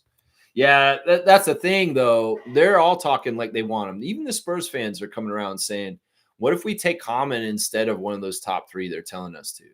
So what if, like, the Spurs at number 2 took Common Malawach? Seriously, it's going like that. Some people are not thinking these Rutger guys are as big and bad as they are. And some Spurs fans are pushing to get Common at number 2 after Cooper. So I'm telling you, his draft stock is – and he is not going to be around at number 9, the Duke center from Sudan. No, he's not. If he doesn't get picked by the Spurs, he'll get picked by the Pelicans. He'll get picked by Wizards. He'll get picked by the Nets. All those teams ahead of us have the very strong possibility of picking Common Malawach. So, man, it sucks, man. I really hope that we could get him, but I don't think it's likely, guys. I really do not think it's likely. Kaloy saying, morning, Lex, from Raptor Freak family. Good morning to you, sir. He's saying, didn't they copy Ed the Sock down south with Triumph the comic dog? That's an interesting question. And I've kind of thought about this, like in the past, seriously. I don't know if it's exactly true. I think that what you could say is, Kaloy, is that, there's puppet characters in this world. And who would be the first ever puppet character? I don't know. Kermit the Frog? I don't know. Maybe it's Sherry Lewis with Lamb Chop. There's a lot of different kind of puppet characters throughout history. You can get into ventriloquist puppets too, and people that were doing ventriloquism kind of stuff. You big dummy. Yeah. And, I would say this. They're similar characters. They have very similar personalities. Ed the Sock maybe before Triumph, but I'm not totally sure. Triumph the comic insult comic dog was invented by Robert Schmeigel. And he kind of started showing up on Conan O'Brien in the early 90s. Now, I'm not exactly sure when Ed the Sock showed up on Much Music on City TV. They may came around right around the same time. I don't think that they came about because of the other one. I think that they're both organically derived, and they just happen to be similar kind of personalities. Because that's what it is. It's really they're puppets, and they have the similar personality. That is more the thing. I mean, they both have cigars in their mouth too. I mean, so there's a lot of crossover stuff, but I don't know. Like, it's tough to debate whether, like, Triumph is a ripoff of Ed the Sock? I don't know. I don't know. This is important stuff to talk about. Seriously. This is something that I've thought about. Seriously. It's like, who came first? And is he really a ripoff of that? I'm not totally sure. I think that they're both organically came about on their own. I know if Robert Schmeigel was watching City TV and he saw Ed the Sock and he's like, I could do this, but I'll make him a dog and I'll poop on it. I don't know. I don't know. But either way, I think that they're very separate kind of characters, but very similar. One's a sock and one's a dog. And they both kind of have the same personality. Although Ed the Sock's kind of more, he's into like human women, and obviously Triumph's into hot bitches in heat. Yeah, yeah. Anyway, yeah, but that's interesting you brought that up, man. Blackhawk saying Cedric Coward is the closest comparison to Castle, and Cedric Coward is closest to Castle and Wallace. Kaysen Wallace or Rashid Kaysen. Okay. In some ways, I don't want those type of players on our team right now. I don't care about a Castle or a Kaysen. Well, I want a big. And in some ways, we don't need to cloud things with too many guys around that position. That's what I would say to that. Now, I don't want to talk about Fleming too much because I'm going to talk about him tomorrow. But there's certain things about Fleming that make him not a wing. I'm just going to say that right now. There's certain things about Fleming that make him not a wing, and he may be a very plausible 5. But I don't want to talk about it right now. We'll talk about it tomorrow. Let's see. Stargate saying Yak will take that player option. Yeah, you will. I mean, if he's going to show loyalty to Toronto after the deal we did to get him back here, he's going to do it then too. There's nothing wrong with him playing for Toronto other than some fans are idiots and don't like him. Everything about Yak is awesome, and we need him here. Don't get it twisted. Everybody who thinks that we should get rid of Jakob Pearl, you're an idiot. And once again, I judge you on whether you know anything about basketball, on your opinion of what you say about Jakob. Seriously. I'll say that again and again and again. Yeah. Fiercely saying at Cass, if you go to a TD place for Father's Day, there's a Joey restaurant right across, and it's Canadian owned. Enjoying Canadian content basketball and great food in the summertime. Winning. Yeah, there you go. There you go. Support Canada all out. And remember, get your gas at Pioneer or Ultramar at a Canadian gas station that's Canadian owned, Canadian oil refined. That's right. There you go. There you go. Stargate saying, I agree, Blackhawk. But however, we don't need that type of player right now. Not beneficial for us or him. He get a logjam and he probably wouldn't get to play. And, that's the thing. In some ways, if I was a forward or a guard, like a wing, I would not necessarily want to be going to the Raptors because they can see who's already here. And seriously, we've got our starters with Brandon and RJ and Scotty. And then you get into Oshai, Grady, Jacoby. It's just too much. It's too much. There's a lot of people in front of that in that line. And I don't know, Coward may be like, you know what? Toronto's not attractive to me because I can see they have too many guys that are similar to me and they will take the minutes and I won't find time. I mean, that could be it right there. Kaloy saying, if Durant joins the Spurs, does he ruin that franchise too? Laugh out loud. All right. If Popovich was still coaching, I would say no.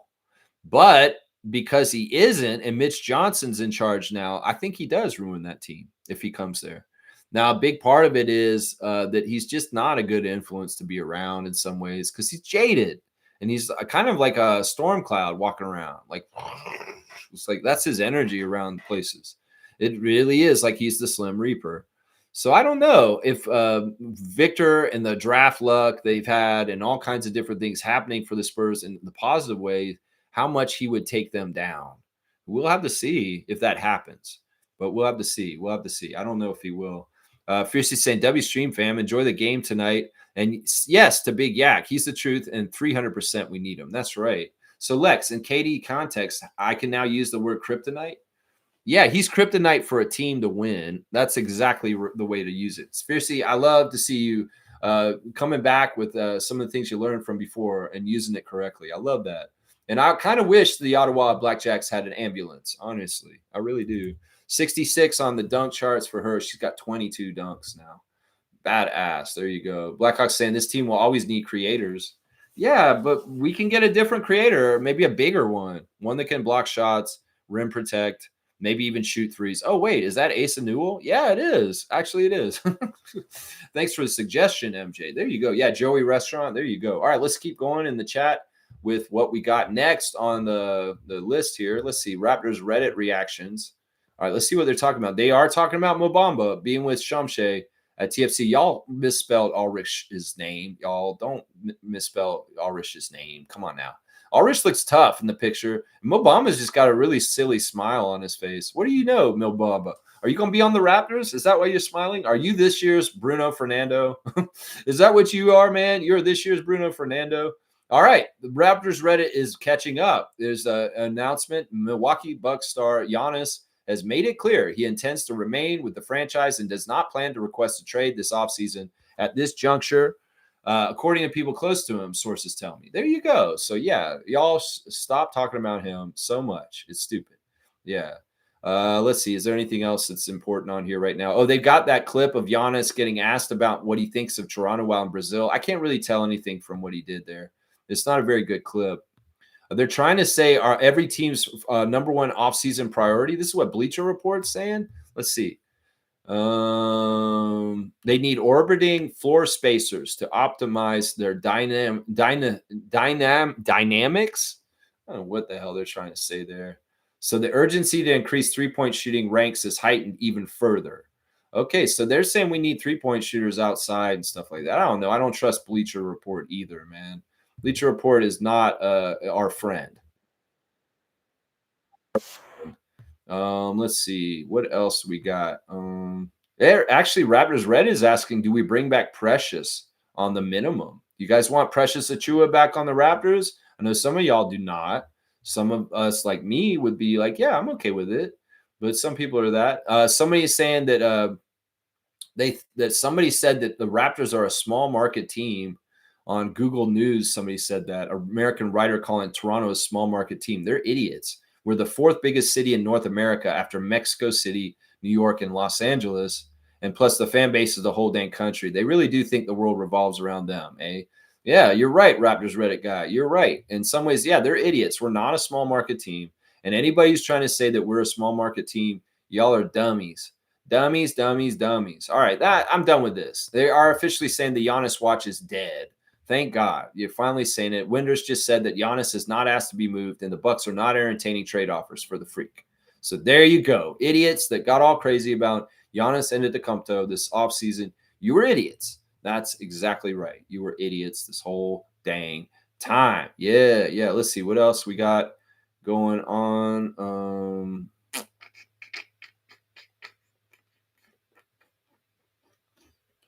I think that's it. I don't have anything to react there. All right. Happy birthday. We got 3 birthdays today. Happy birthday to Austin Day, who is turning 37 today. Happy 37th birthday, Austin Day, former Raptor. Happy birthday to Armani Brooks, who is turning 27 today. And happy birthday to, wait, is this right? No, that's the wrong date. Oh, we're on, that's June 11th. That was last week. I was like, wait, we did Armani Brooks last week. Y'all, this is weird, y'all. Actually, it's Butch Carter's birthday. Y'all said Butch Carter helped form the CEBL. It's Butch Carter's birthday today, and he's actually turning 67 today. So happy birthday to former coach of the Raptors, Butch Carter. I don't know why I was rating the wrong day. Also, happy birthday to Raptors legend Chuck Hayes. It's Chuck Hayes' birthday. He is 42 today. So happy 42nd birthday, Chuck Hayes. And it's Joey Graham's birthday today also. He is 43. Joey Graham, former Raptors first-round pick. There you go. So happy birthday, Butch Carter, Chuck Hayes, and Joey Graham. Those are the birthdays for today. All right. Yeah, let's see. What else? Oh, the guys posted a clip of Kyrie telling people to stop making fun of Cat. That was Fiercey that put that up. I don't know. I want to know if he's leaving. Are you leaving Dallas? I'm pretty sure he is. Pretty sure he is, man. Yeah. Let's see. Kaz has got W Stream, W Community. I appreciate that, Kaz, especially your enthusiasm for basketball, man. I appreciate it, man. Let's see. I was like, Armani again? Yeah, I was like, why am I reading that? I was reading the wrong part of it. I apologize for that, guys. Okay, who is that? Yeah, we'll do this one. Man, Giannis ain't going nowhere. That's right. And Fiercey saying good morning to Mo. Mo is here. Yeah, good morning, Mo. Good to see you. All right, here we go. Here's the classic card of the day. Here we go. First name and last name, please. Yeah, this is too easy, honestly. Who is that? You guys know who that is. Yeah, I missed some of the comments. I'll come back and I'll get them in a second. D'Angelo Russell's right. You spelled it crazy, but it is D'Angelo on Minnesota. D'Angelo Russell for Fiercy. That's right. Nickel? No, it's not Nickel. It's D'Angelo. Fiercy's going to get it. 100 points for Fiercy on the classic card today. D'Angelo Russell, once again, the classic card. It like puts automatic fill as soon as I put it in. It's like, oh, D'Angelo. Because I think we've had D'Angelo Russell as the card many times. So Fiercy's got D'Angelo this week today. There you go. All right, let me go back and get these comments that I missed. Let's see. Okay, Kaloy saying, is this why Wemby is training with the monks so he can stay sane playing with KD? That's pretty funny. All right, I'll give you a dunk. That's pretty funny. Yes, Victor Wembanyama is overseas at a Buddhist Shaolin monk monastery, and he is studying with them for meditation and other things. And he shaved his head, and he's going full out on it. This is amazing. Honestly, this kid is so cool. I think that's so cool that he's doing that right now. And he might come back in a really weird way because of it. Trust me, he really might. Yeah. So, all right, Chloe, you got another dunk. You're at 36.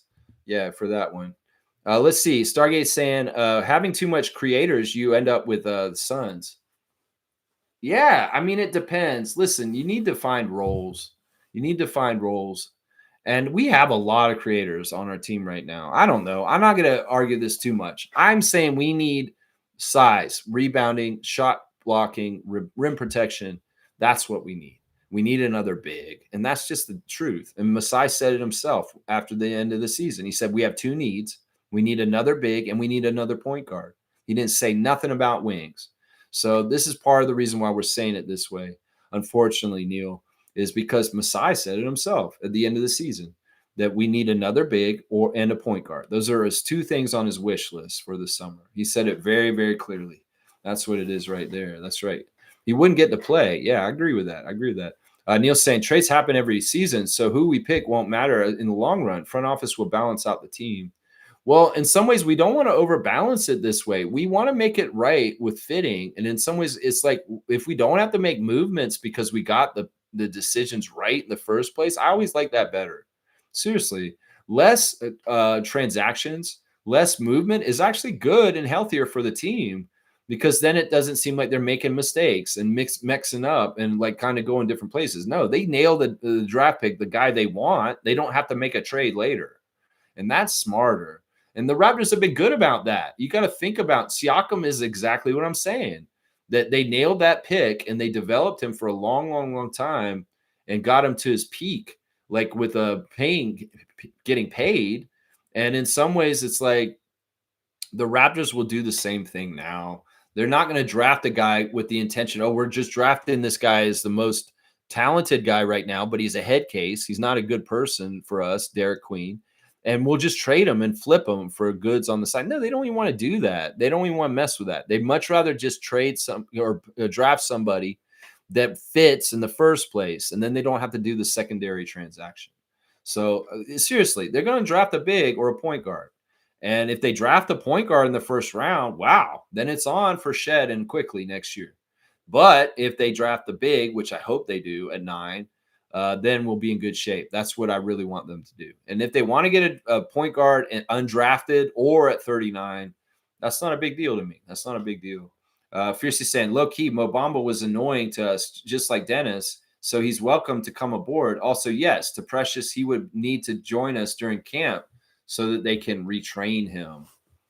Yeah, I don't know. I mean, I don't think that Precious is going to come back here. I don't think that the Raptors will want to bring him back here. In some ways, he was part of a little group that kind of got out of here in that trade. And, a lot of Raptors fans weren't that upset about Precious leaving. I was, but, I get it. I don't think it's likely he's coming back here, guys. I don't think it's likely. We'll have to see what happens with the Chua. Yeah. Let's see. What do you mean when Mo Bamba was annoying to us, just like Dennis?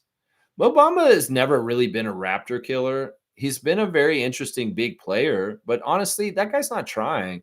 And that probably tells me what I need to know. He's not going to be a Raptor right there. In some ways, Mo Bamba's just barely in the league, if he is even in the league right now.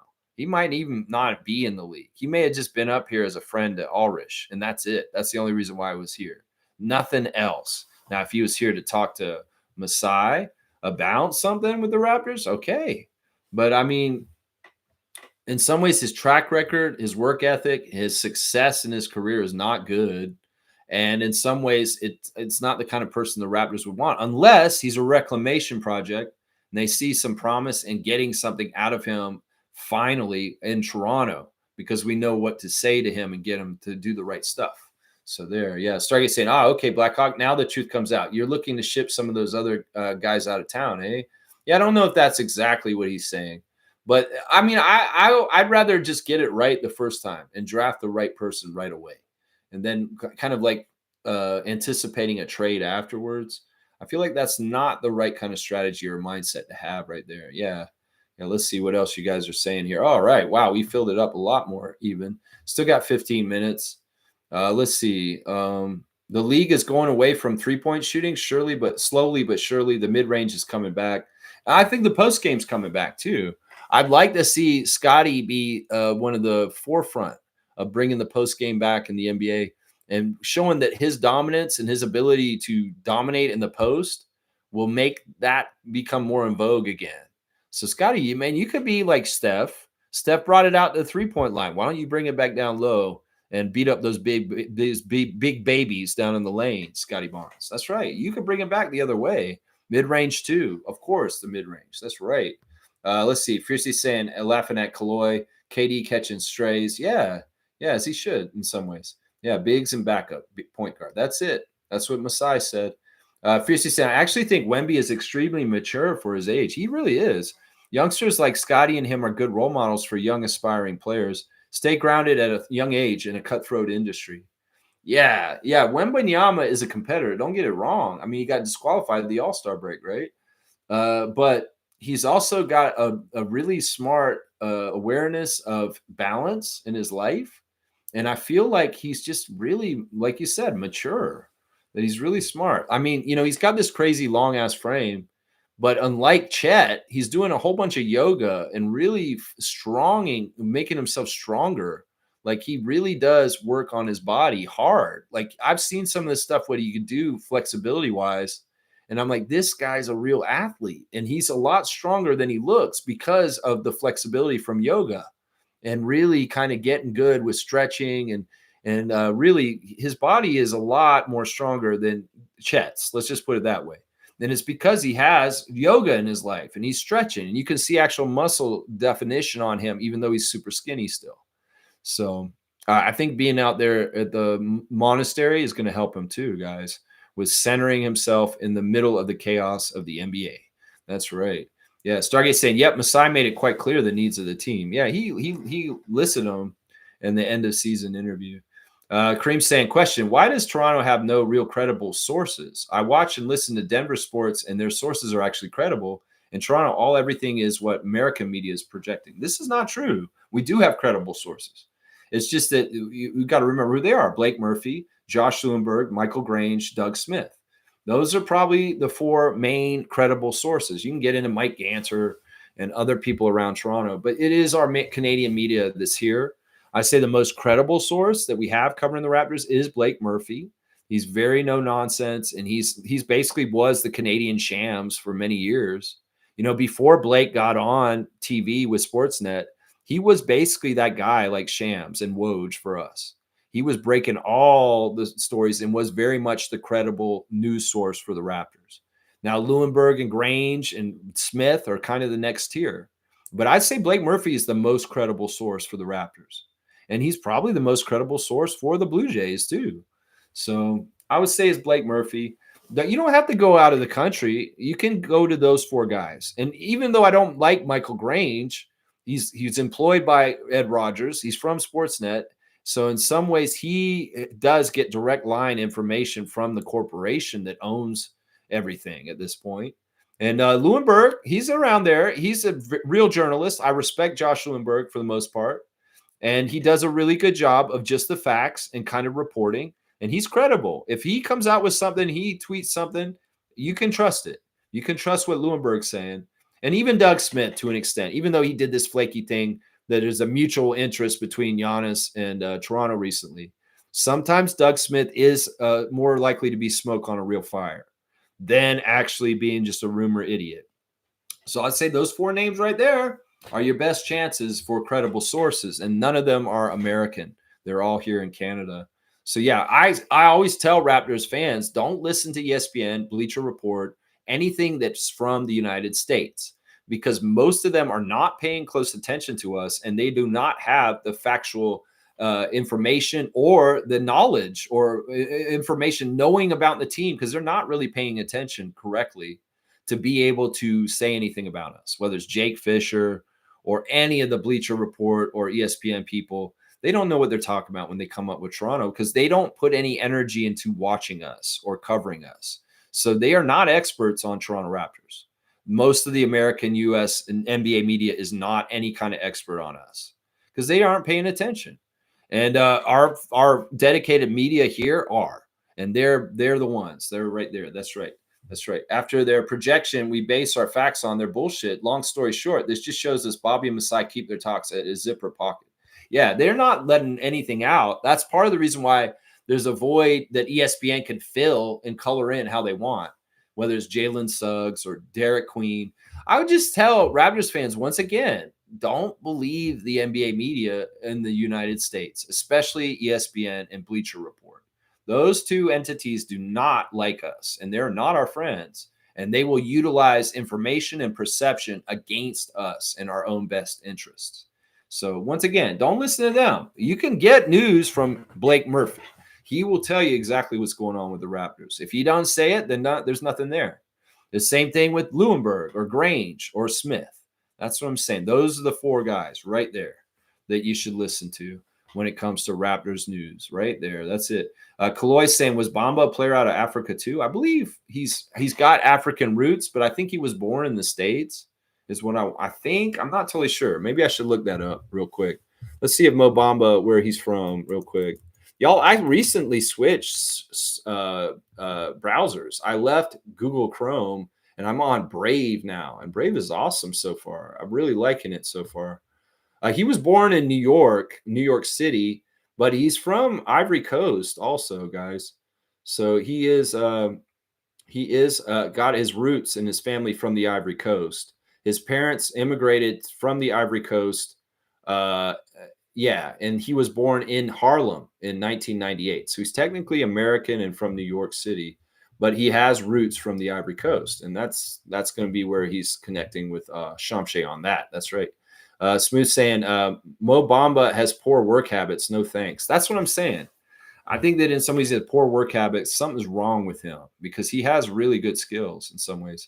Most saying, great topic today, Lex. Man, oh man, can't wait to show off my Raptors gear next season. You know, you're gonna look so awesome, y'all. This hoodie that Adriana got Mo is so cute. It's like a little baby raptor. It's so cute. And when she gets to the arena, you'll see it in the pictures when she comes to the arena next season. You'll see the hoodies we got her. I got her a red Raptors hoodie for her birthday. It said Toronto Raptors over the front with the black and red colors, guys. And she got this baby Raptor hoodie from Adriana. It's so cute. Oh my gosh, it's so cute. Yeah, Stargate saying, I know I'm trolling Blackhawk. All right, be nice, be nice. Neil's awesome, man. That joke earlier, man, was so good, man. That's so good. He came in with that one right away. That was so good, man. So good. Kaloy saying, the only thing I don't like with Wemby is he's not a Raptor. Yeah, that'd be nice if somehow that happened. But you know what? He's one of those guys Don Nelson's talking about. One of those guys you just don't let go. You hold on to him in your franchise for the whole entire career. So I don't know. If Wemby ever got loose and he could be a Raptor, for sure, I'd love that. But it's very likely the Spurs are going to tie him up. And we got to remember, Wemby's been destined to be a Spurs since he was a child. I mean, the Tony Parker, Boris Diaw connections to France, his love for the Spurs was there before he even came anywhere near the Spurs. And it's just a dream come true. So he's on the team he always dreamed about playing for. He's like RJ on our team right now. So I don't see Victor wanting to leave. As long as the Spurs bring him the right money every time, he'll be a Spur for most of his career. Seriously, I don't see, he's one of those players like Giannis. You just don't let them go, right? You just don't let them go. Grange is a Rodgers agent. Blake is okay. They both work for Rodgers. And in some ways, Blake has to watch out what he says too, because he's got the same guy writing his checks as Michael Grange. So, but Blake, and having interacted with Blake more in this during the season in the 905 chat and talking to him personally, he really does care about getting things right and saying it right. Because like there were a couple times where we were talking to him about kind of clarifying on injuries between the Raptors and the 905, where Blake was like very much setting the record straight. And I agree, this is so important. Like these guys aren't comedians. And when Doug Smith would tweet like a joke about Armani Brooks getting waived or something like that and wasn't true, that was really irresponsible. And you learned a lesson that day. In some ways, you guys can be funny on certain subjects, but if it's kind of like being sarcastic or parody kind of tweets about like news that has to do with players' careers, that's really not a place to be joking around. And these guys have to really understand they're the media and we trust them for facts and not for jokes, not for speculation, not for just kind of half-ass like analysis. And in some ways, they'll go to different places of those that I just described sometimes, but for the most part, they're trying to be journalists with integrity. And Blake is like that. He was very like that when we talk in 905. He wanted to make sure it was very clear what he was saying about Frank Kaminsky and his injuries with 905 and why he was away from the team, because I was asking him straight up. I said, why is Frank not playing for 905 all of a sudden? And he said, oh, he does have an injury. He had to get a surgery and his wife is expecting. So he cares about the facts and getting it straight. And that's all we ask of these kind of people is don't be putting out bullshit. Be just the facts, Joe Friday. That's what we want. That's what we want. Yeah, Grange is going to be a voice for Ed Rodgers indirectly. And sometimes Grange, you can tell what he's saying is exactly directed by the head of Rodgers. So, and some of that is putting pressure on Masai. Some of that is, yeah. Smooth saying this now. Yep, they don't actually know anything about the Raptors, man. It's awful. Yeah, they admit it too. Like, I hate when they opine on the Raptors and they say something totally off base that is not right at all. But the problem is people in the States will believe it. That's part of what builds the perception of what the Raptors are all about, what's going on with them. That's part of the reason why people think they're such a bad team, is because they keep saying, oh, the Raptors are horrible. They've missed the playoffs 4 out of the last 5 years. They're going to point to all these really bad stats that aren't totally fair to our team. And, they want to build that perception because they want the Raptors to be a team that is a have-not and is not challenging for championships or a playoff team. And in some ways, they've been successful in sullying us, but it took a pandemic and us playing an 82-game road season also in Tampa for us to be kicked down like this. And the dismantling of our entire championship team at this point. So, yeah, there's a couple things happening there. Yeah, Stargate saying Doug is past his prime, a little outdated. Blake and Kurthika are okay. Josh is okay, too. Kurthika is really a stats person, and she likes to put out factoids and fun facts. But, she's not necessarily a newsbreaker. But, yeah, they're all okay. I mean, I know Doug is old. Doug's been here since the beginning. But in some ways, I have a lot of respect for Doug because he is one of the main archivists and voices of the Raptors history. And, he wrote this book here. This is your book, Kareem, by the way, that you have from me that if you came on Saturday, I would have given it to you.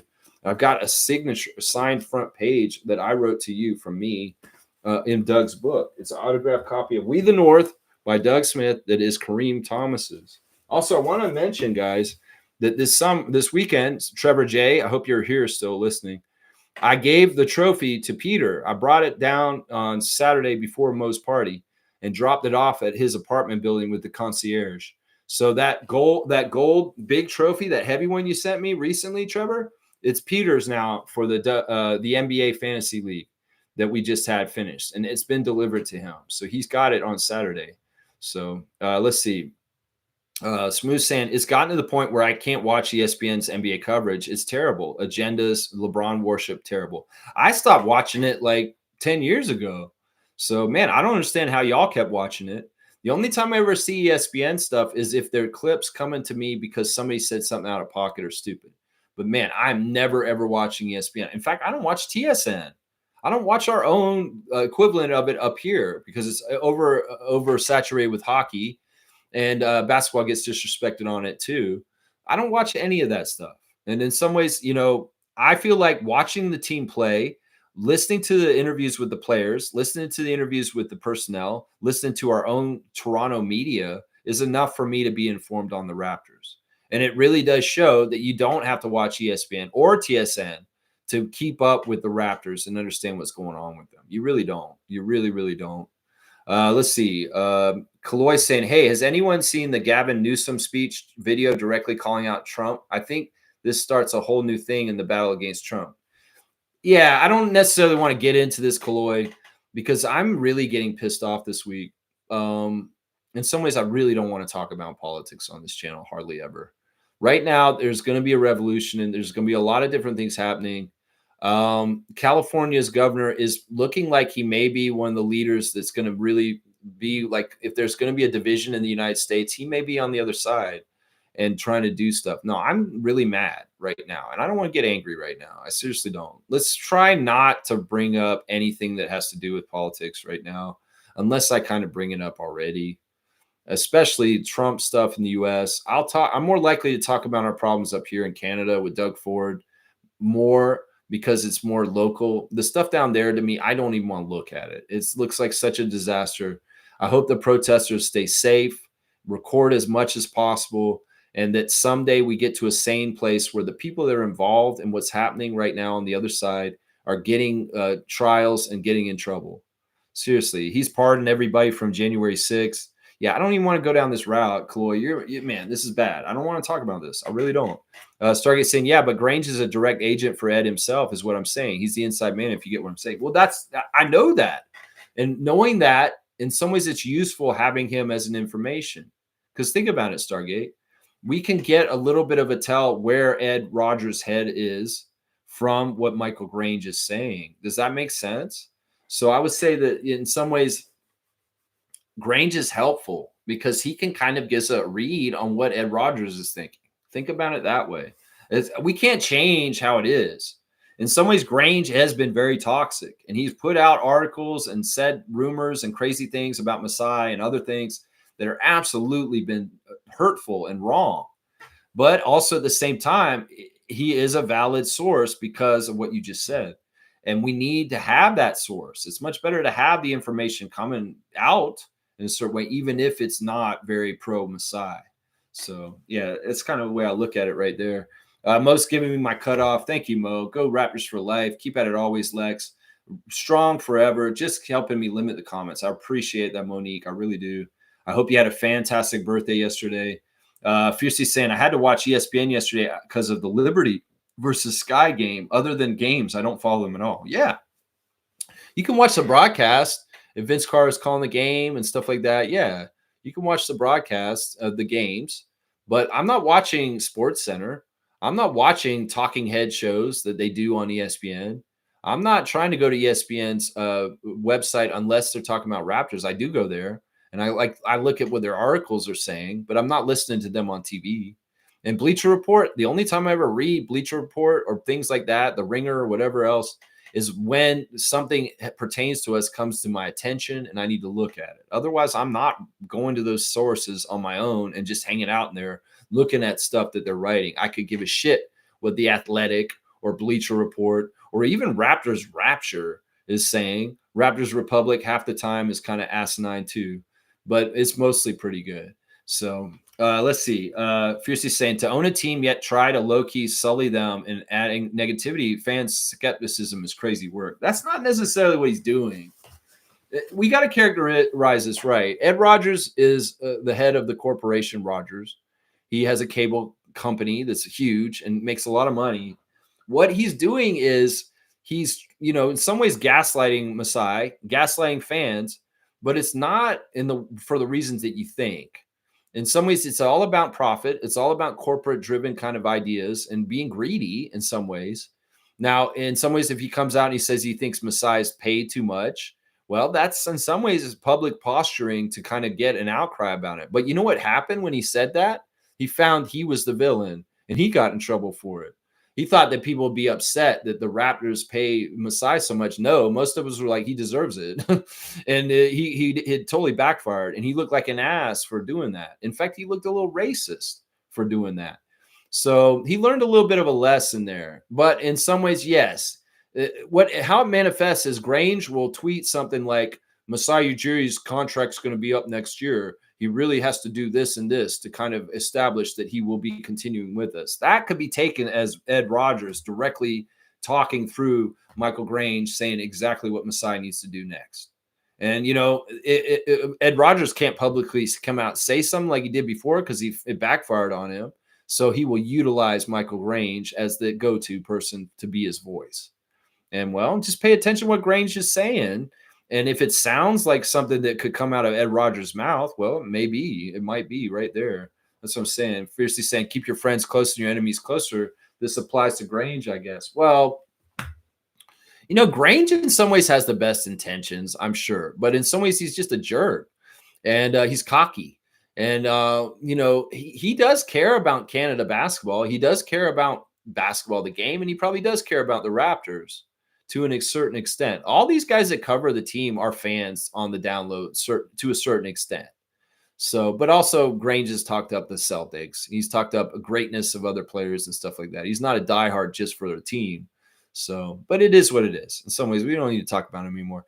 Neil's saying Masai has multiple ways of solving the needs of the team. History has taught us Masai is unconventional and unpredictable. All in all, trust in Masai because he's picking a gem like Coward. Yeah, I'm not going to be happy if he picks Cedric Coward at 9. I think that's a reach, and he could do way, way better, Neil. That's why I'm not getting behind your whole idea. First of all, he's out of position, and second of all, he's not ranked as high as 9. That guy is actually like a mid-teen to a 20th pick past. So that's a reach, and he's not even the position we want. So I don't see it, man. I don't see it. Stargate saying Gordon Getty is a family friend of the Newsom family, so Gavin certainly has the financial backing to battle Donnie. Well, it's not even about that. This is about possibly a civil war in the United States that is like the Civil War before, where territories are divided up and there's actually military war going on within the United States borders with MAGA versus like the good people. And it's basically like the Empire versus the rebels. If they want to treat California like a criminal state, well, at some point, maybe some lines will be drawn and there'll be actually a real war inside of the country. I've already done the classic card, Trevor. You weren't here. And just so you know, Trevor, I don't know if you heard this. I gave the trophy for Peter for the NBA Fantasy this weekend. It was the big box one that was with the glass and the gold basketball on top. I brought that to his house. I forgot to tell you that. Let's see. Most saying, did we talk about Ryan Nebhart working out with the Raptors pre-draft? No, I didn't bring this up yet. I appreciate this, Mo. Yeah, Andrew's little brother has worked out with the Raptors at OVO this week. Now, is he the point guard that we get that adds to the mix behind Shed and Quickly? Maybe. That wouldn't be a bad thing, honestly. I don't know how good Ryan is compared to Andrew, but it could be interesting to have another Canadian player on our team with Ryan Nebhart possibly coming to our team. Yeah. Blackhawk saying Rogers' own family was calling him racist, but that was for a power grab. People will use racism when it's convenient for them. No, I'm going to say this right now. Listen, when he came out in the criticism about Masai being paid too much, I'm just going to say, did he say that about a white president, Brendan Shanahan of the Maple Leafs? Did he talk about this? In some ways, look, I'm not trying to use the race card necessarily, but in some ways, when that happened, because we broke the story on this channel, and it was one of my most watched streams ever, he looked like really bad for his criticism of Masai getting paid so much. And in some ways, yeah. Look, the thing that's happened with his family is he's wrong. He's the wrong one in that family. The mother, the brother, the sister are all against him. And he's gotten control of the whole thing. And they hate him. They think that he's not doing anything. They don't think he's doing it the way that their father would want. That he's really, and the other thing we got to remember, Ed Rogers is MAGA. He's Trump. He supports Trump. He's absolutely a piece of shit. So he probably is racist. So it's probably a very well-founded accusation, is what we're saying. And I will also say this, that like once again, if the other parts of his family were in charge, this would be a totally different company, Rogers, in some ways. That he's a megalomaniac, he's a piece of shit, and in some ways his own family's disowned him. His mother does not like him. That says a lot right there. How about that? And his own siblings don't want to have anything to do with him because he's a piece of shit, and he kind of cut them out. He's strong-armed, and he's not somebody who's for people or warm or nice. He's absolutely a cutthroat piece of shit who only cares about money. And I'll stand on that. That's just the damn truth. You're going to say his own family are calling him racist? Well, he is, and they're right. They're right. That's what I'm saying. What's the scouting report on Ryan Nebhard? I think he's got the similar body type to his brother. There's a lot of similarities with him and his brother. So, I mean, you could kind of project him to be very similar to Andrew, I guess. I don't know. I don't know for sure. I haven't really watched them specifically. I get them so confused because they look so similar. Seriously, they really do look similar. Blackhawks saying many of the rankings are outdated. Many players have withdrawn from the draft. Yeah, I don't know which rankings you're talking about right now. ESPN has a new rankings out, and they think we should take Derek Queen. And that came out yesterday. So I know it's very, very new. Very, very new. Trevor's like, I step away for a second. Yeah, you were gone for a bit. I know you were probably gone for a while. I did the classic card. It was D'Angelo Russell. And I gave that trophy to Peter. I brought it down to him. Yeah. Fiercely saying siblings feud. I've heard about it in my many families, but when your own mama has issues with you, red flag. Yeah, she sides. The whole rest of the family's against him. He's on his own island. So I'm telling you that. Yeah. I'm referring to Ed's family, regardless of right or wrong. They never had a problem until there was a power grab. Rich don't throw people on the bus without ulterior motives. Well, you want to stand up for Ed Rogers. Once again, that's not the kind of energy I like on my channel. We don't stand up for the pieces of shit. And Ed Rogers, Donald Trump are pieces of shit. Elon Musk. And when David started standing up for Elon Musk, I showed him the door. I'm not going to show you the door for standing up for Ed Rogers, but understand he is documented as a piece of shit. And you can go ahead and side with him against his own family, but that's like 3 against 1. And once again, the whole thing, because I studied this, I went and looked at this because I wanted to know who Ed Rogers was and about his background. The whole thing is that he strong-armed himself to be in charge of the whole thing, cut everybody out. But their biggest gripe that they have with their brother is that he is not running this company the way that their father would like. Their father was a generous person and a very caring person. He was a very ethical businessman. He was somebody who gave back to the community. There's a reason why his statue's outside of the Rogers Center, because he was actually a good person, the Ed Rogers II. And this is the difference here, is that Ted Rogers is good. Ed Rogers is not a good person, and his family knows he's not a good person. And it's not just about squabbling about the company. It's about the vision for the company that he has is not aligned with his father's vision. And his family is like that. Well, you sound like you're standing up for him. Seriously. It is what it is. None of them have clean hands. I don't know about the rest of them. I think that the daughter is a very philanthropic, awesome person. So I don't know how you can accuse them. I've not heard anything bad about his mother or his sister. I've heard a lot of bad things about him.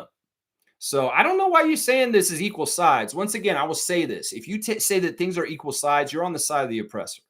So you go ahead and say, oh, they're both bad. We don't know that. There's no documentation that the Rogers family themselves are bad. There is documentation that Ed Rogers III is.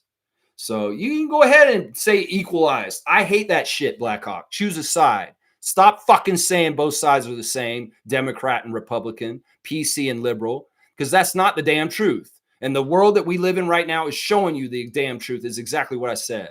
So don't equalize this shit and try and say they're just as bad as him, because that's not true.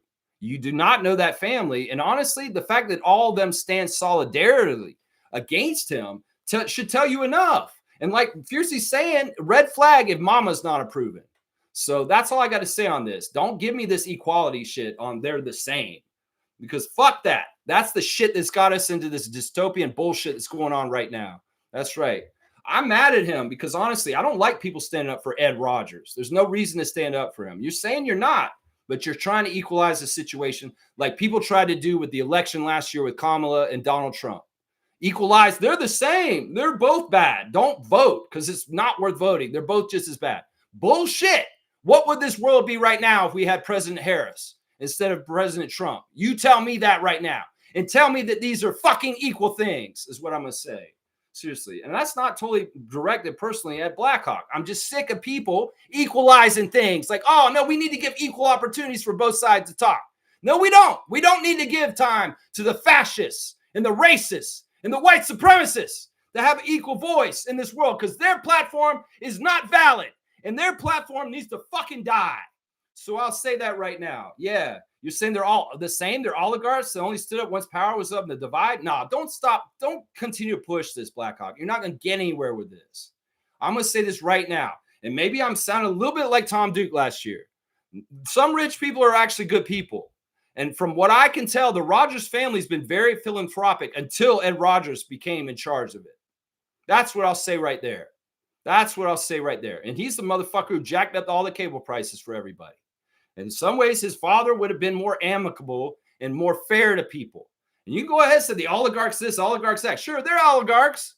But in some ways, this isn't what matters here. What we're talking about is Ed Rogers. We ain't talking about his family. So let's not go in misdirection, confuse the fucking subject in something that doesn't even fucking matter. That's what I'll say to this. You equalize this shit, you give more power to the oppressor, the piece of shit, the racist. And that we ain't doing this. Nah. There's right and wrong in this world. It's very clearly defined. And we can stand on one side or the other. But if you stand neutral in the middle and say, oh, they're both bad, they're all oligarchs, you're picking the wrong side, even though you're neutral, is what I'll say to that. Yeah. Yeah, I don't care. In some ways, he put me in a tangent of getting pissed off. And in some ways, it's like, why are you standing up for Ed Rogers, bro? Seriously. And why are you coming down on his family? You don't know anything about his family. Seriously, I do, because I looked into it. His sister is a really amazing person, honestly. So they don't deserve you saying that. And Rogers deserves what he gets. Trust me, he does. He does. Anyway, I don't like ending this. In some ways, I've been really pissed off for like 4 days. I'm pissed off that Greta's been taken hostage by the Israelis. I'm pissed off that there's a war zone in Los Angeles. If y'all want to fucking talk politics, I'll fucking talk politics on this channel, but I don't want to.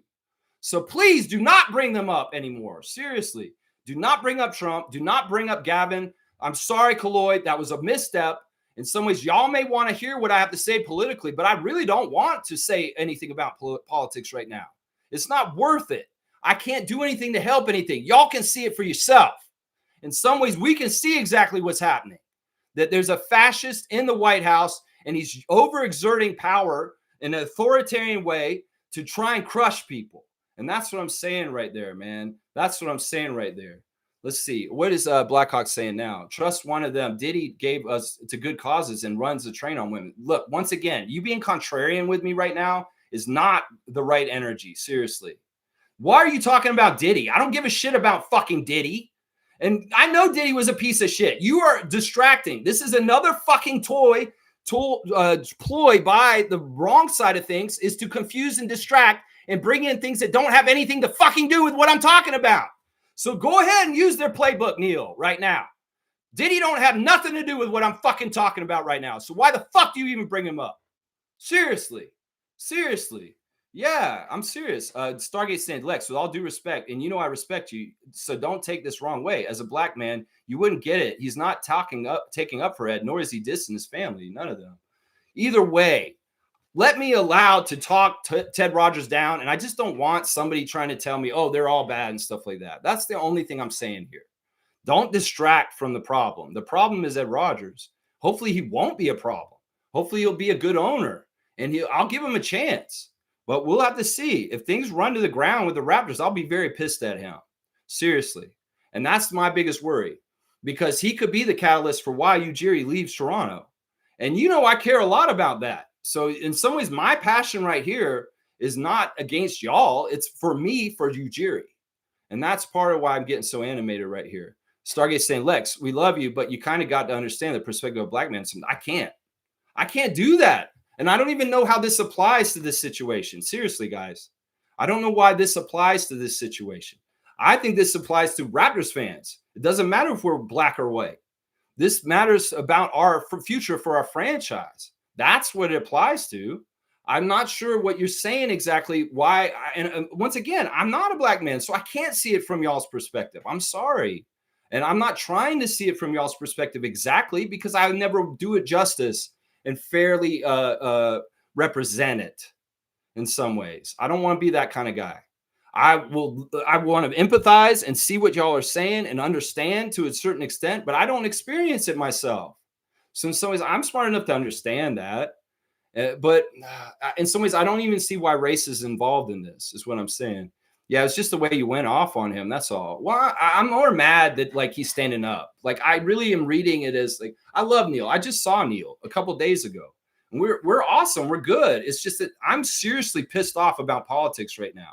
And this is not somewhere we need to drive the chat to anymore right now.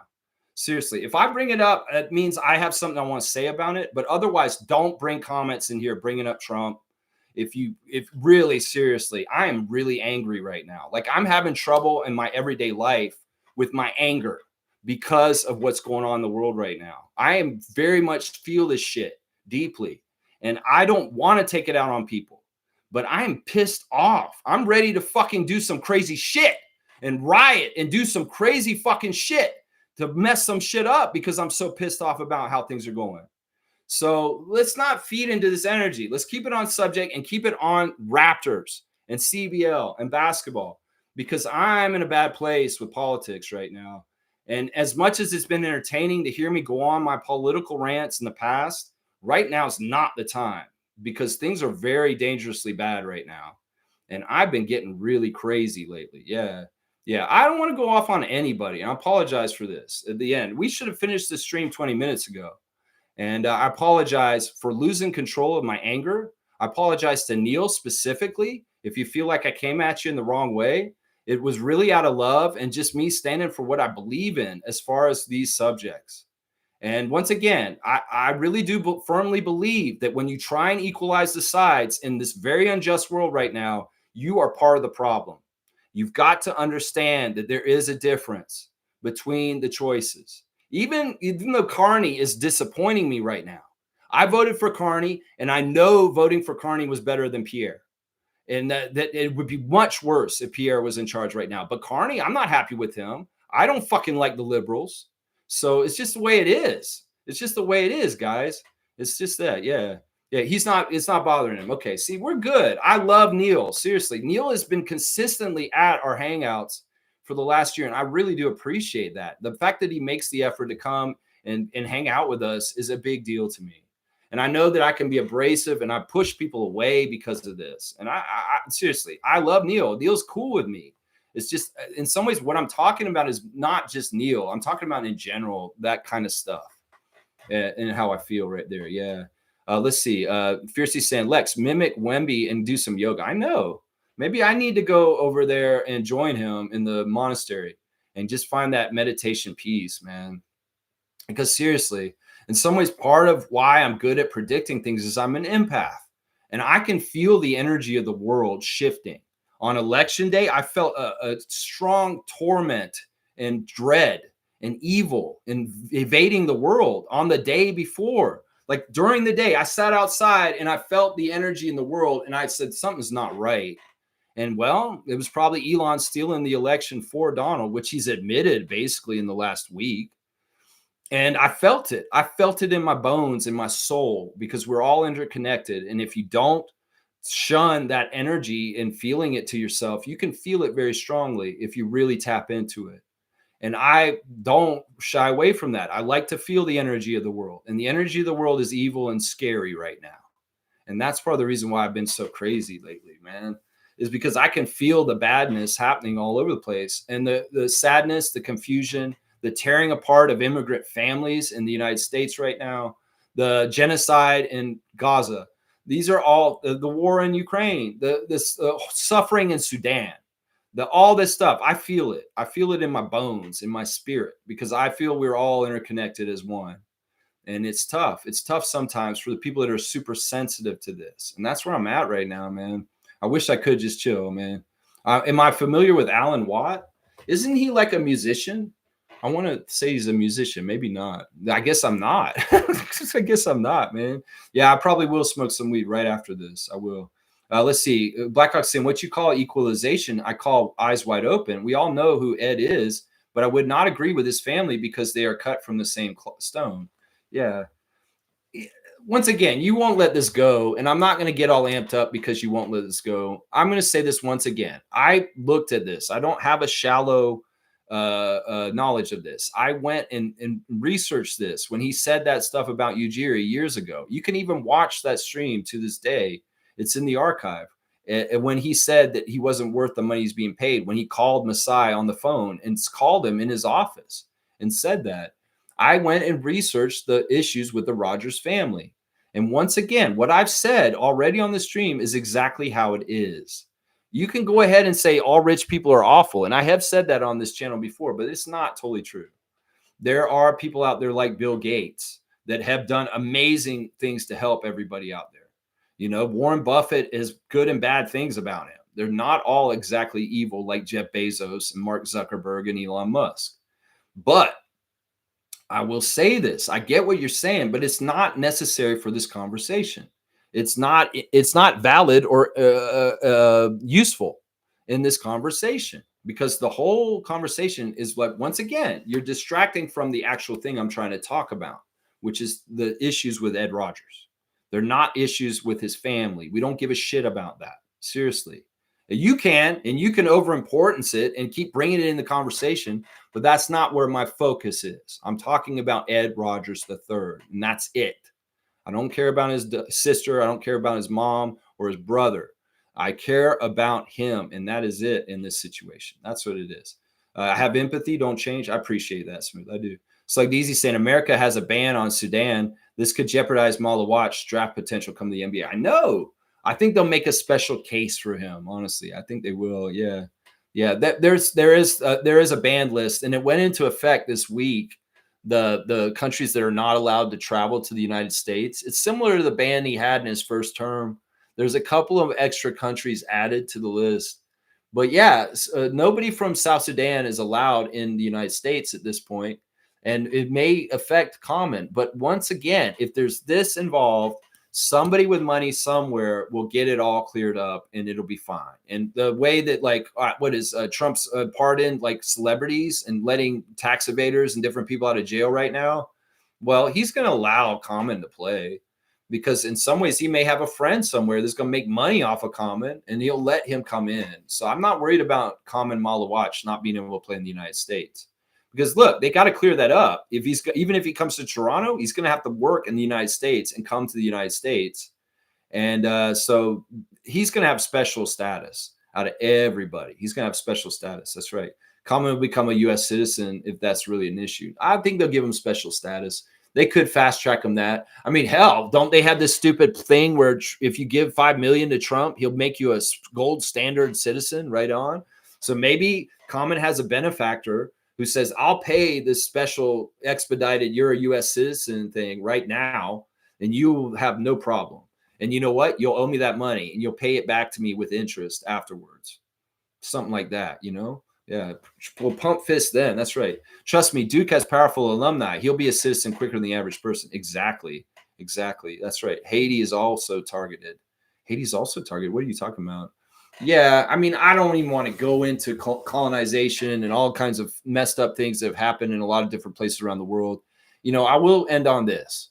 You know, people that think immigration is the problem, you know, immigration is not the problem. The reason why immigrants come to the United States and Canada is because, you know, countries like United States and Canada and the UK have gone to their countries and stripped them of their resources and taken all kinds of things from them.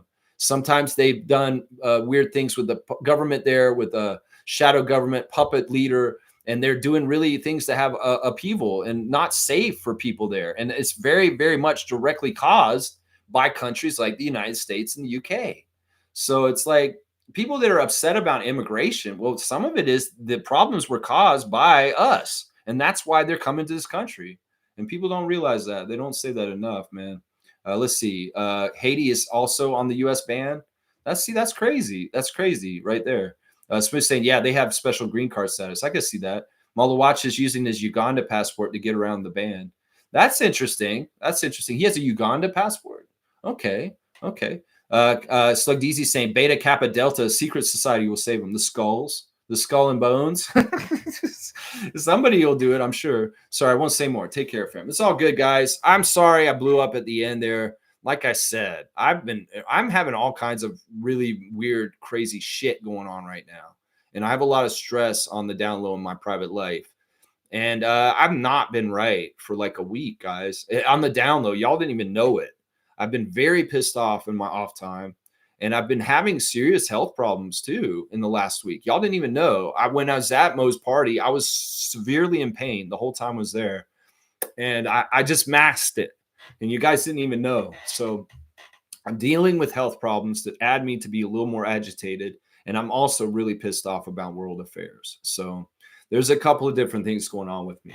So my health problems are a little bit better today, though, which is good. But there's some other things I need to find out about this afternoon that are really huge that we have to find out from the doctor. So we're just got to see what's up. All right, y'all? So, yeah, I hope I'm okay. I hope the people I love are okay, too. So, all right, y'all, I'm out. Thanks for watching me. Y'all, support Canada by watching the CEBL. Go get tickets today. I really appreciate y'all hearing me out on the CEBL stuff. It's a great product. It's a great basketball league, and I'm really excited about it. I'm really, really excited about it. All right, hang on. I got to go, guys. I'll see y'all tomorrow for Thursday Think Tank. We're going to do Rasheer Fleming. Let's go.